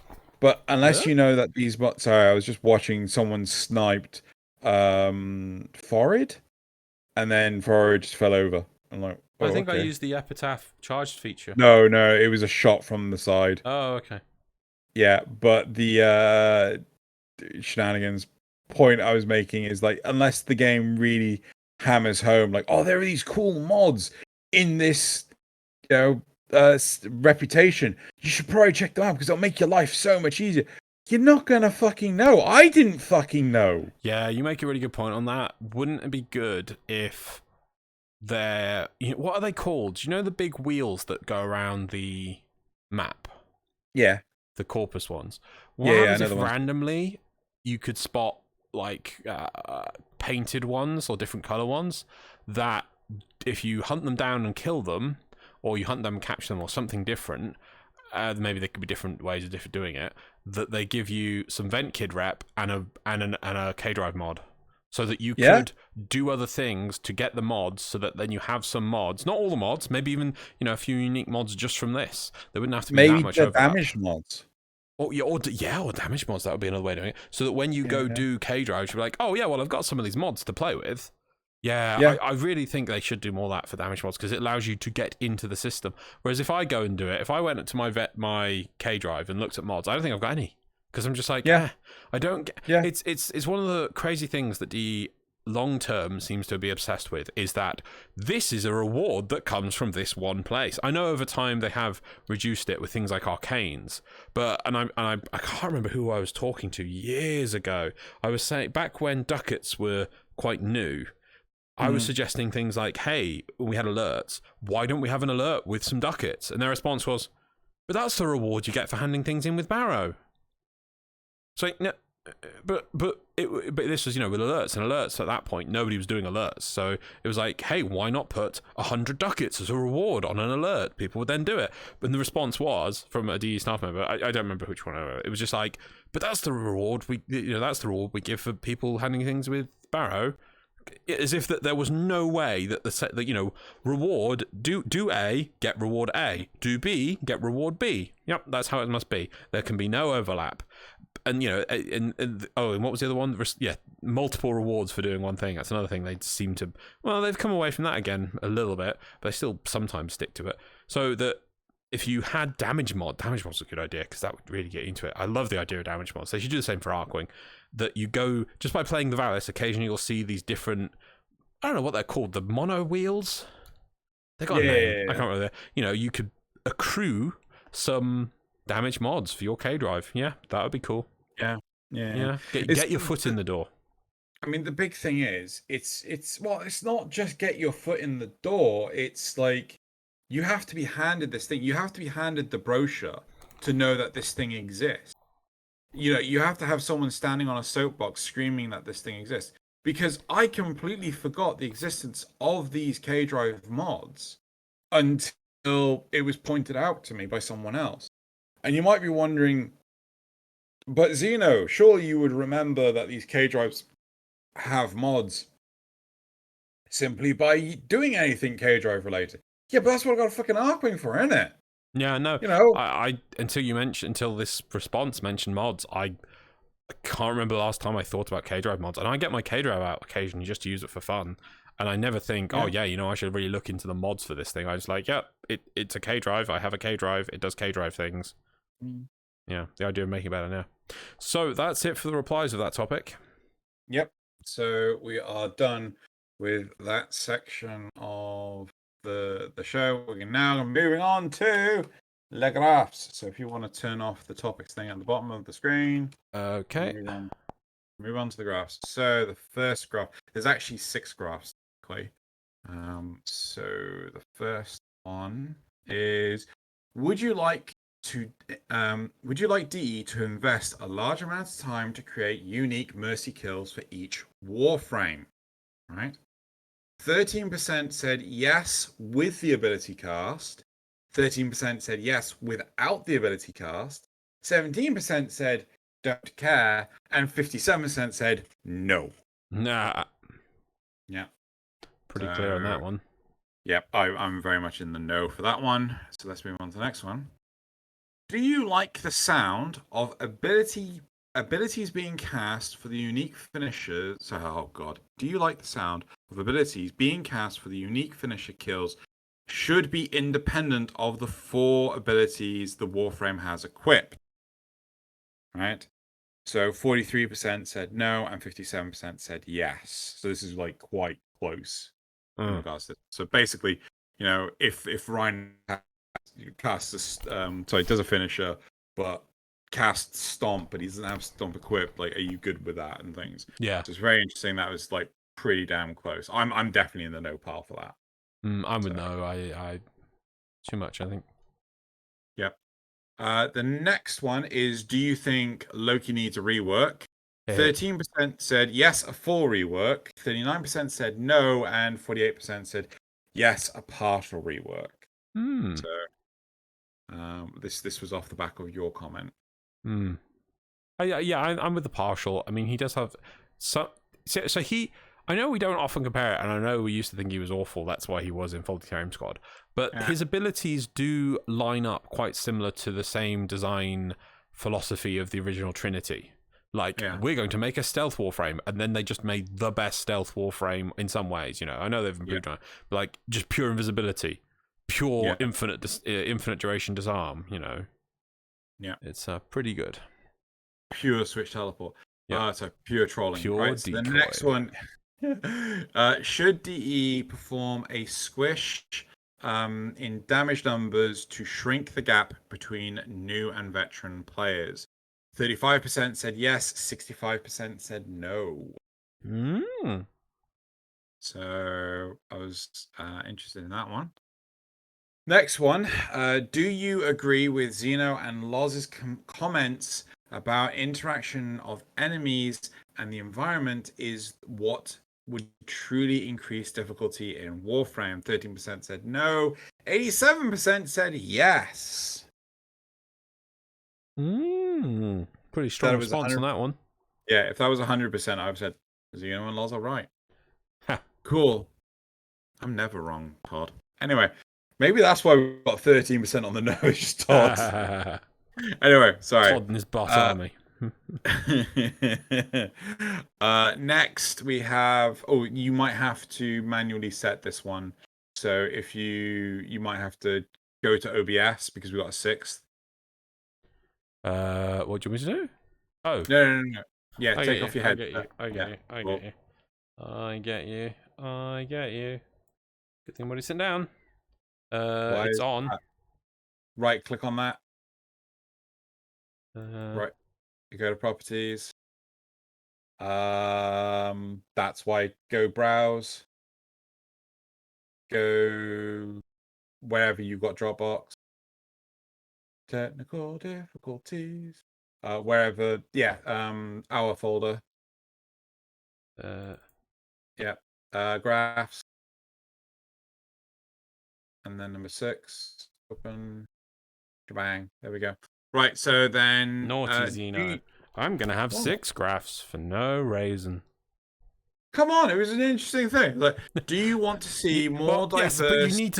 You're not allowed to next time until you do sort out the Nox your setups. I have to redo. Oh, God, I hate you. Do you want... I also promised you a jingle. I still haven't succeeded getting that. Yeah. Promise. You'd have one thing. We have deck board at home. Deck board at home. What is this mess? Anyway, graph 6. Right. Do you want to see more diverse enemies and environment interactions? 4% said no, 13% said didn't care, and 83% said yes. There you go. Pretty strong again. So, yeah, there you go. So that's it. Time for me to stop being lazy. Well, yeah, you still have to manually turn off that one. Oh, damn it. When you've already said that, you know that there's no button there. Well, hang on. Can I just not use the graph off button? No, I'm not gonna. No, it's not rigged up. Button's not even set up to remove all the graphs. No, because God, I have to freaking redo the whole thing. Then you would. Because then it can also, if you redo it, can't it also then do all of the timestamps you automatically? You know I have to hack the Gibson to do this, right? You already hacked the Gibson. Right, yeah, but how many weeks did that take me to build? Yeah, but you already hacked the Gibson. Yeah, I have to do it again. Yeah, but then you do. Then you don't have to worry about timestamps once you do. Fine. Which you always forget to do. What do you mean I always forget to do? I'm just going to write down this time. Zerugel says, before we start the supporter questions, I'm going to ask everyone to make sure you're subscribed to the channel, like the video, and share it if you can. It really helps. That's a cool font. Zerugel asks, Xeno, do you have a source of root beer? And if not, have you heard of americansweets.co.uk? My source of root beer typically comes from my friends because they're like, oh, there's some root beer in the shop. I will pick it up because Xeno's going to want it. And then I didn't know about that shop. I did go on there to see if I could get some like is it mugs or backs or like A&W. All of the good ones sold out. Nah. Yeah. Blame Brexit. Everyone else does. Yeah. Thalian asks, DE has a policy of, if it isn't broke, don't fix it, with warframes, weapons, and gameplay types. They wait until something is failing to function, or until they have a bit of inspiration before they change things. So, in that light, what do you think is the most useless warframe in the game right now, besides Ureli? Oh, shit. Most useless warframe. Oh dear God. I hate to be harsh like this. Kind of want to say Hunhao. No, not Hunhao. Yeah, Hunhao. No, Harrow. Sorry. Hunhao. I got it wrong. Shut up. I still thought about Harrow. Harrow. Ooh. Harrow. Well, the problem with Harrow is that he relies so heavily on multiple of his abilities, like locking down the enemies to do the headshots and stuff like this. He's a fine solo warframe. Yeah, but I mean, like, who wants to play by themselves? Well, Harrow. Fair. Okay, Thalian also asks, with DE now having more methods of riding around the map, what do you think of changing up the animation on a K-Drive and combining it with the Grineer aesthetic to make a proper hoverbike? I don't think they would. I cannot envision grinds on a hoverbike. Grinds? No, grinds. Yeah. Where you're grinding on a rail and things like that. Can you just imagine doing that on a hoverbike? It would look so stupid. It would. But I also the reason why they went with the K-Drive being the hoverboard is it's very open. You literally just fall off in a direction. The bike, you're not entangled with the thing. Yeah. Like with a bike, you have to be on the bike, and you have to, if you come off in different directions or different ways, it's a whole animation issue. I'm not gonna lie, I do like the sound of like a hoverbike or something like that. I've always, whenever I play games like GTA or whatever, I always prefer to play on like drive bikes and things.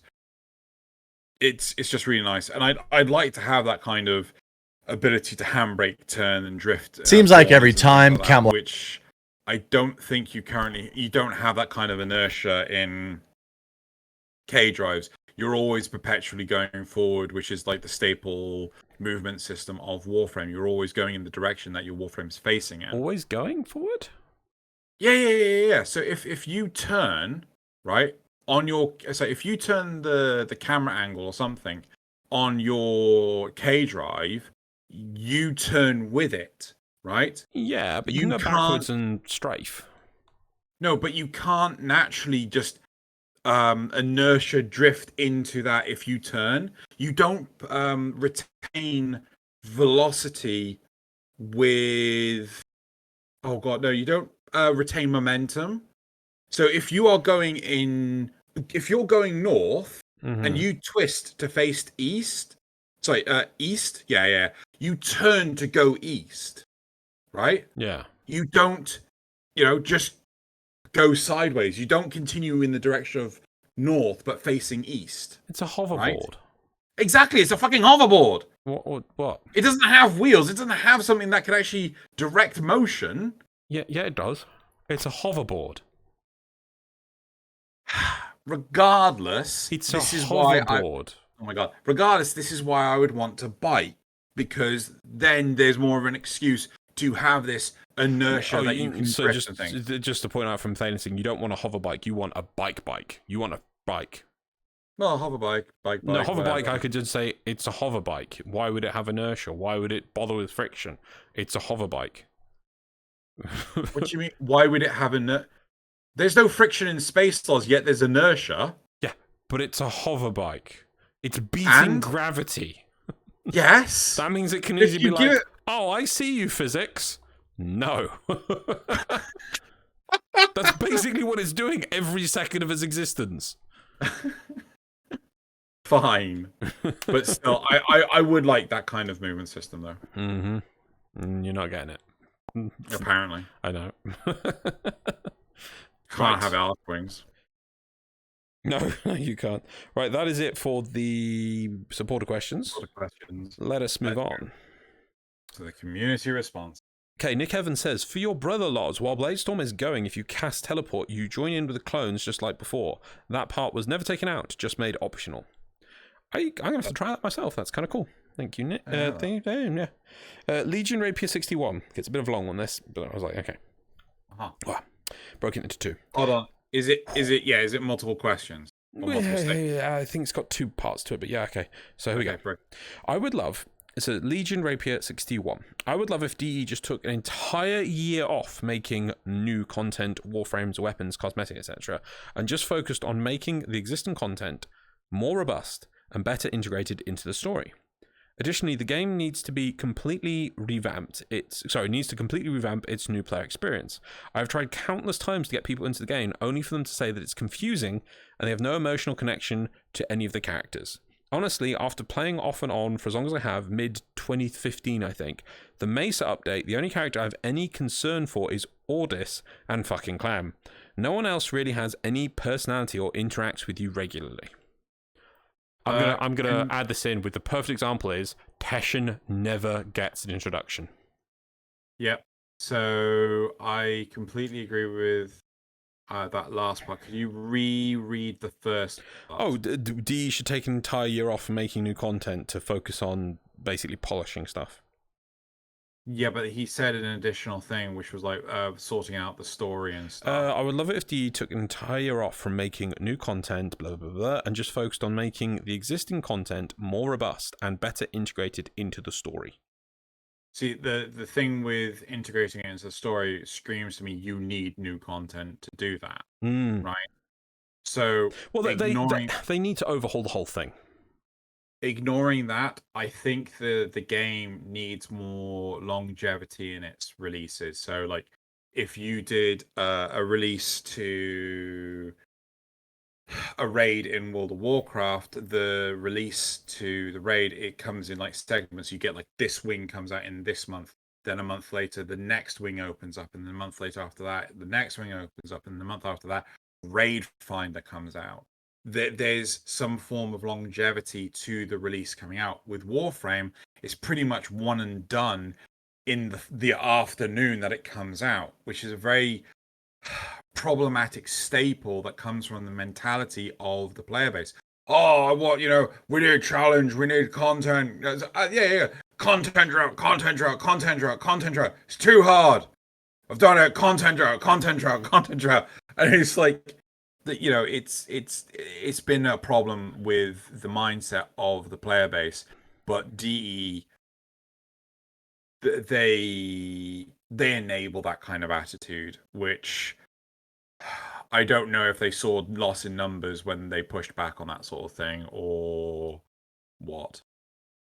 Well, we'll have to see, won't we? Anyway, the second half of this is, I would absolutely love to get to the point where you fly your railjack to a planet while avoiding/disabling the planet's defenses/security satellites using both the railjack and your Arcwing, deploy your lander in order to drop into a mission where you have to utilize your warframe. Maybe you need to get your arc gun to deal with a large jackal-like boss, then you may get into a large open area where you need to use your necromech to deal with several bosses. Maybe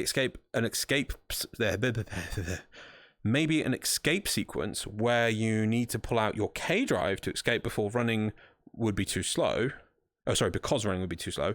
Then you extract, go back to your railjack, and fly to the next planet. I apologize for the long rambling run-on paragraph. The point is, I would like to see all the existing mechanics be woven into gameplay rather than having missions that solely focus on one type of gameplay. Yeah. No, see, I like this. Oh no, you go first. I like this. I like this a lot.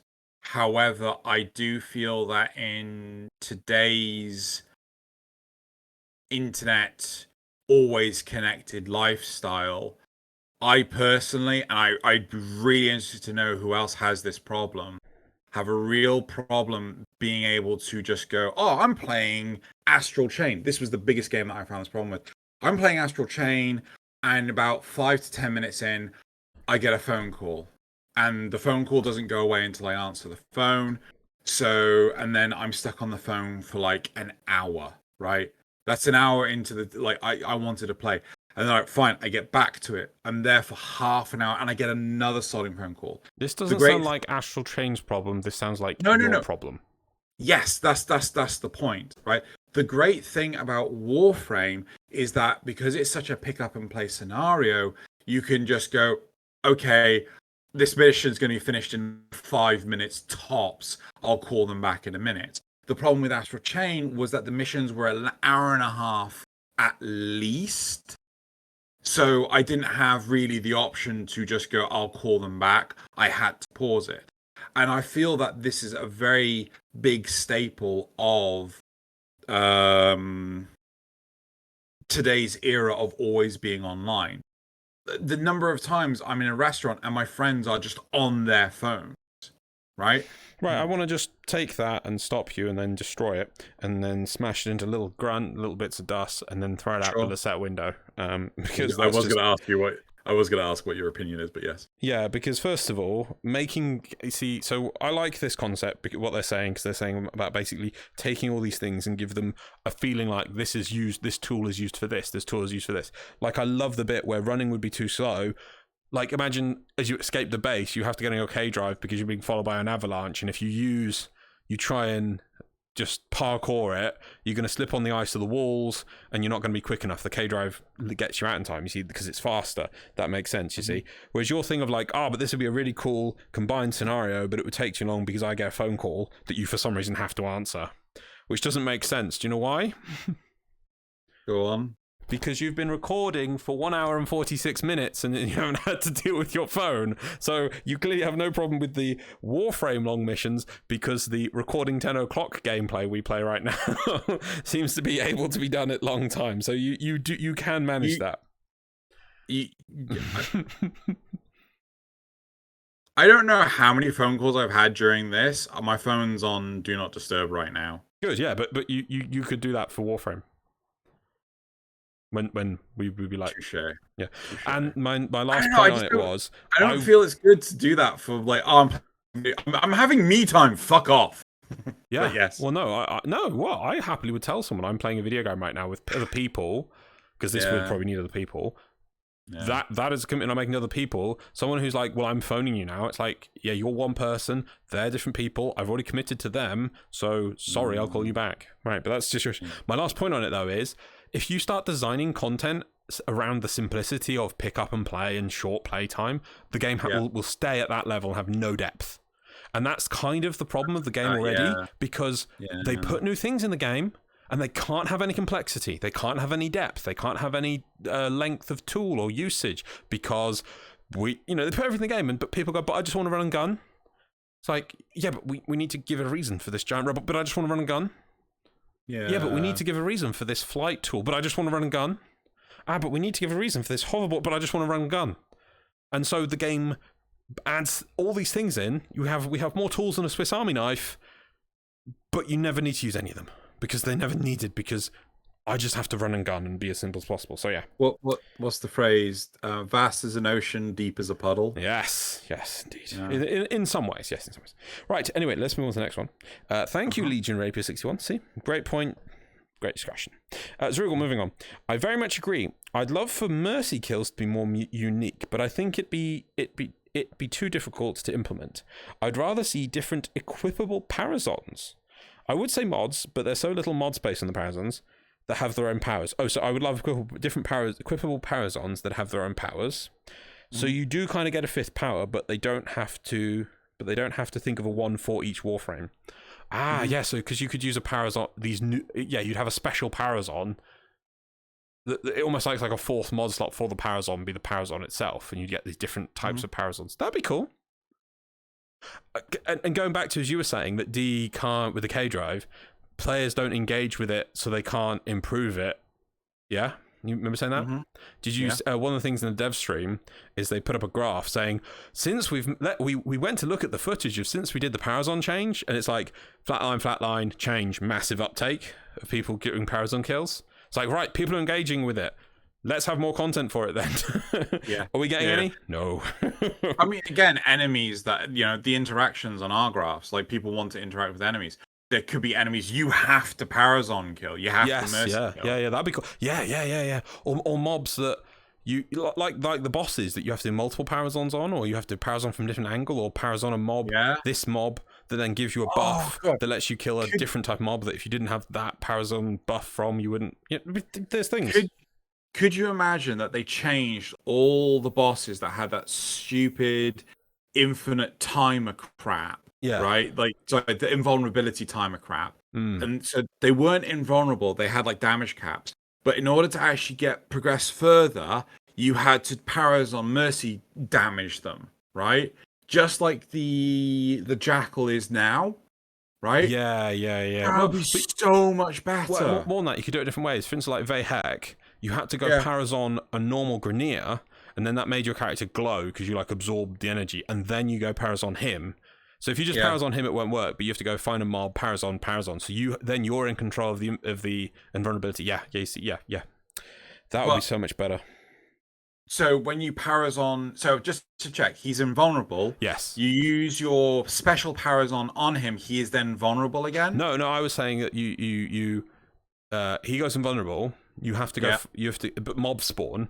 You have to go Parazon a Grineer mob over there. Yeah. And then go attack him and Parazon him, and then he's vulnerable again. That's literally what I just said. No, but there's a Grineer.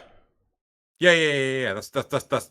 I skipped that part because you had special powers on him. Oh, okay, yeah, but then you could have different, because I want to say that you could do it different ways for different bosses. Yeah. It'd be like every boss would have a Parazon stage, or component to it. Oh, that'd be cool. Thank you, Zurigal. Right, that was a good one. God, now I want to see these different Parazons. They'd be really cool. Yeah, they haven't done anything with it. I think there's one skin you can get for your Parazon. I think. They need more Parazon skins. Right, Edward Paddock. What if, when Loki does a switch teleport with an enemy, they swap appearances briefly, 5 seconds or so, just to have a moment to apply a finisher to an adjacent enemy? As the enemy you traded places withdraws friendly fire, it would make his name make more sense too. I'm on board for this, but I think the best solution really is you're better off having another Warframe do it, because like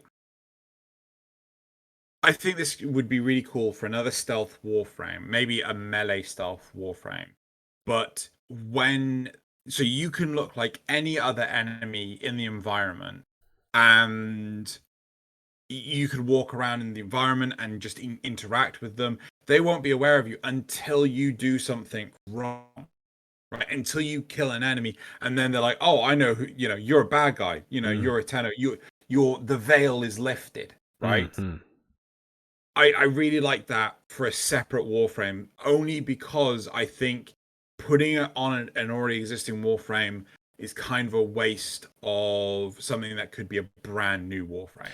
Oh, I see. I kind of like the way you've explained that there, because my one thing of it was going to be that the enemy models rigs, and my understanding, are quite limited.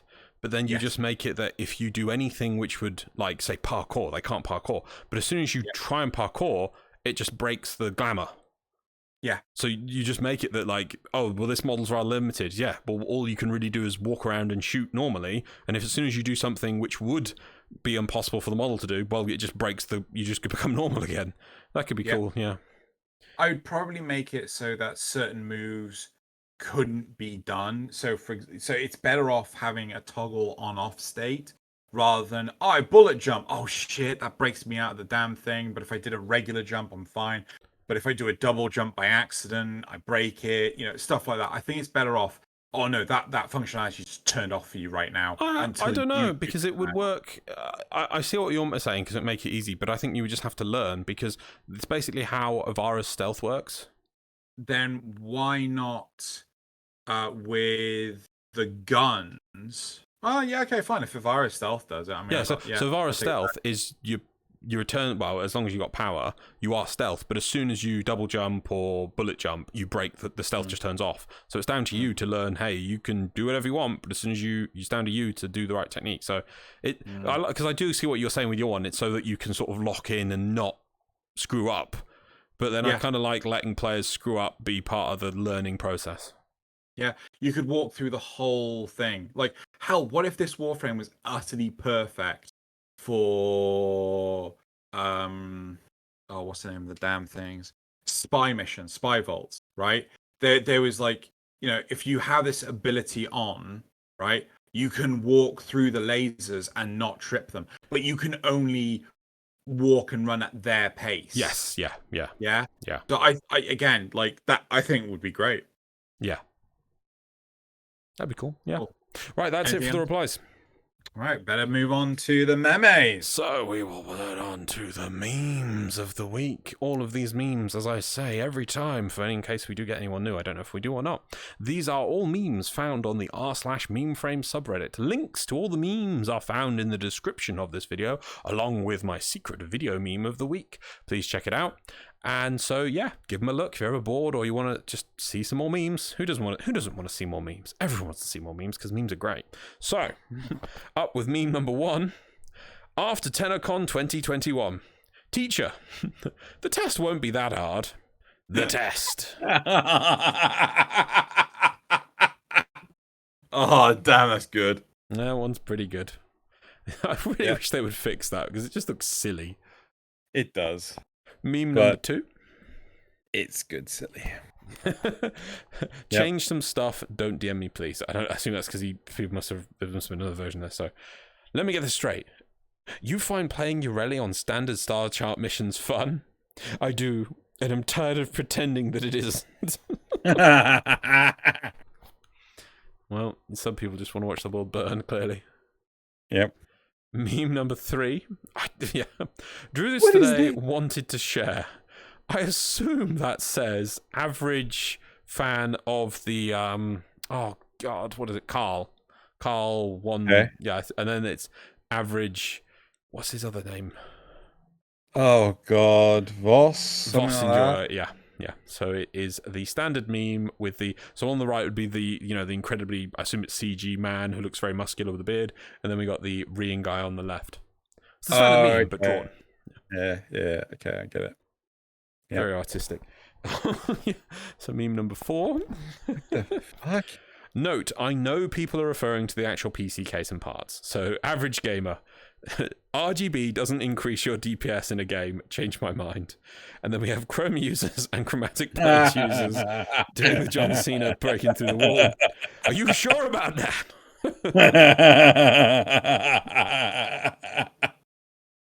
Oh, brilliant. Meme number... Oh, no, I've gone to shoutouts for some reason. What's happened there? Okay, meme number 5. Yeah. My thoughts on the current state of the meta. DE gives enemies 99% damage reduction from armor. DE makes slash damage bypass armor. Slash damage becomes meta. DE. Shock Pikachu. Oh my god. And then at the end, just a simple meme to finish off with this week. Totally forgot about you guys. Nobody expects the Grastrag 3. Yep, totally. Yep, nobody expects them.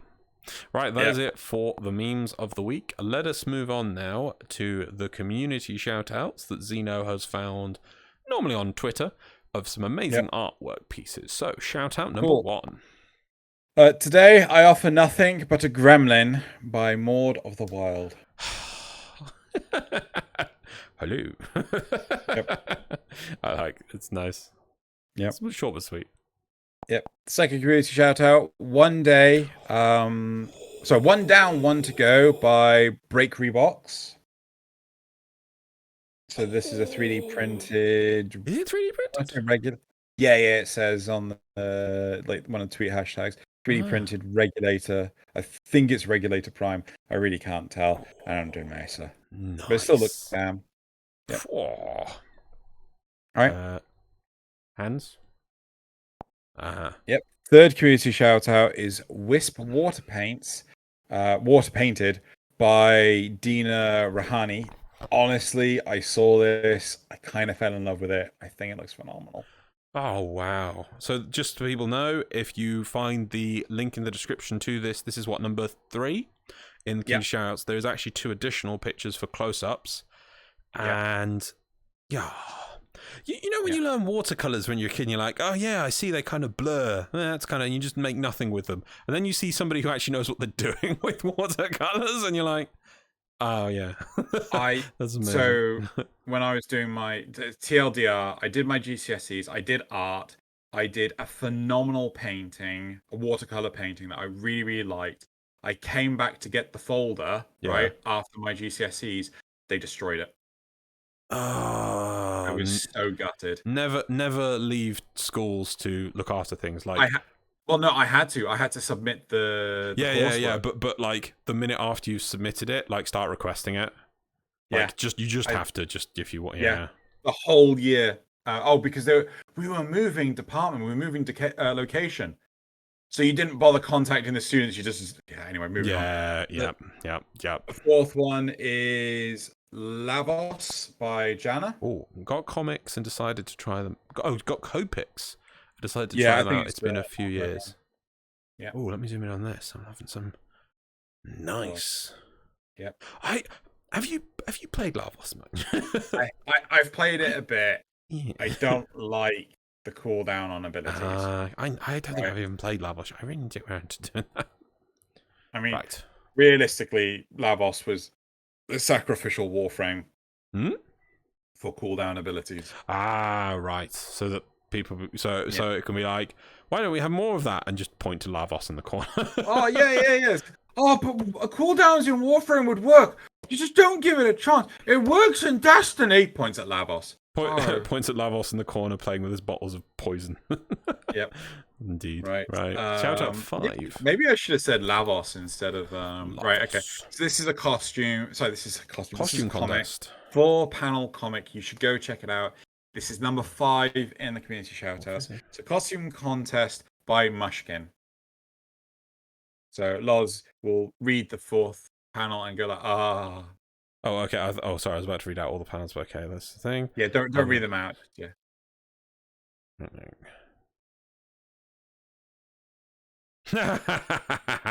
Yep, he gets it. What a punchline. Right.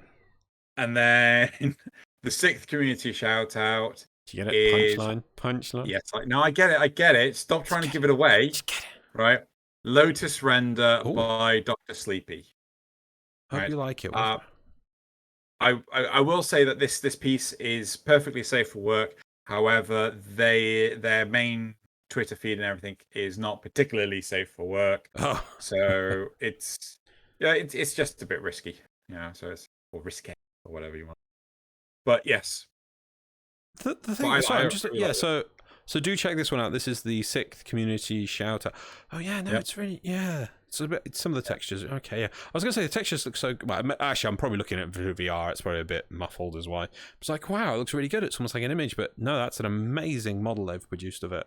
I genuinely thought that this was a picture, like a hand-drawn picture, before I saw the textureless versions. And I was like, oh. I see what you did there. I still can't finish my bloody donut tutorial. Damn it. Gonna have to get around that at some point. Oh well, but that is amazing. That is absolutely amazing. Alright, so that is people's skill. For the community shout-outs. We're done for the show. Let's round off. Yep. Let's get on and do I'm hungry. Well, thank you everyone who's gotten this far. Again, obviously please like and subscribe if you haven't. I mean, if you're this far, you probably already have. But yeah, so hopefully we'll have some guests next month. When seeing as the end of the video, when do you feel, based on current things, New War's coming out? Post October at the earliest. I would say towards the end of November, if not early December. So late November, early December, yeah? Yeah, I kind of hope November, because then I can take the day after off. Yeah. You know, I was like, you can't do that in December? No, it's in my contract. Because we have half the month off already, we can't take any time off in the other half. Oh, I see. Yeah. So, because most UK businesses, they only close between Christmas and New Year's. Ours actually closes the week before Christmas. So, yeah, it's in our contract. I mean, it's great, but there's downsides. Yeah, I can see it. Yeah, I mean, I would hope for November, but part of me feels like this is just going to drag on and be a second week of December deal, almost last thing out the door before everything falls apart for Christmas. But again, if they turn around and say, we really need to wait until January or February. If they turn around and feel like that they really need to do it, then I'll be like, yeah, fine. But I feel it's going to be like one of these things of they don't have that much to do, but they just keep tinkering with it, and thus it'll be a late December release. I will say though, if you've managed to listen to this far, stay tuned for the main channel. There will be a anime themed Arbiters coming out later this week, which it's granted it's Warframe footage, but this is a test base to see if whether or not it can actually work, and if it's worth doing. And if it is worth doing, there might be some investing into anime Arbiters, oh god, was it Luppets and things like that? And I've already done a bit of research for it and things, but yeah. I see. Well, also, just to round off, because I know we're ranting a bit now, do check out Kanpai Cast. Probably link in the description as well if you like anime. Right, I think we've rambled on enough. That's it. Yep. See everyone next time. Bye-bye. Bye.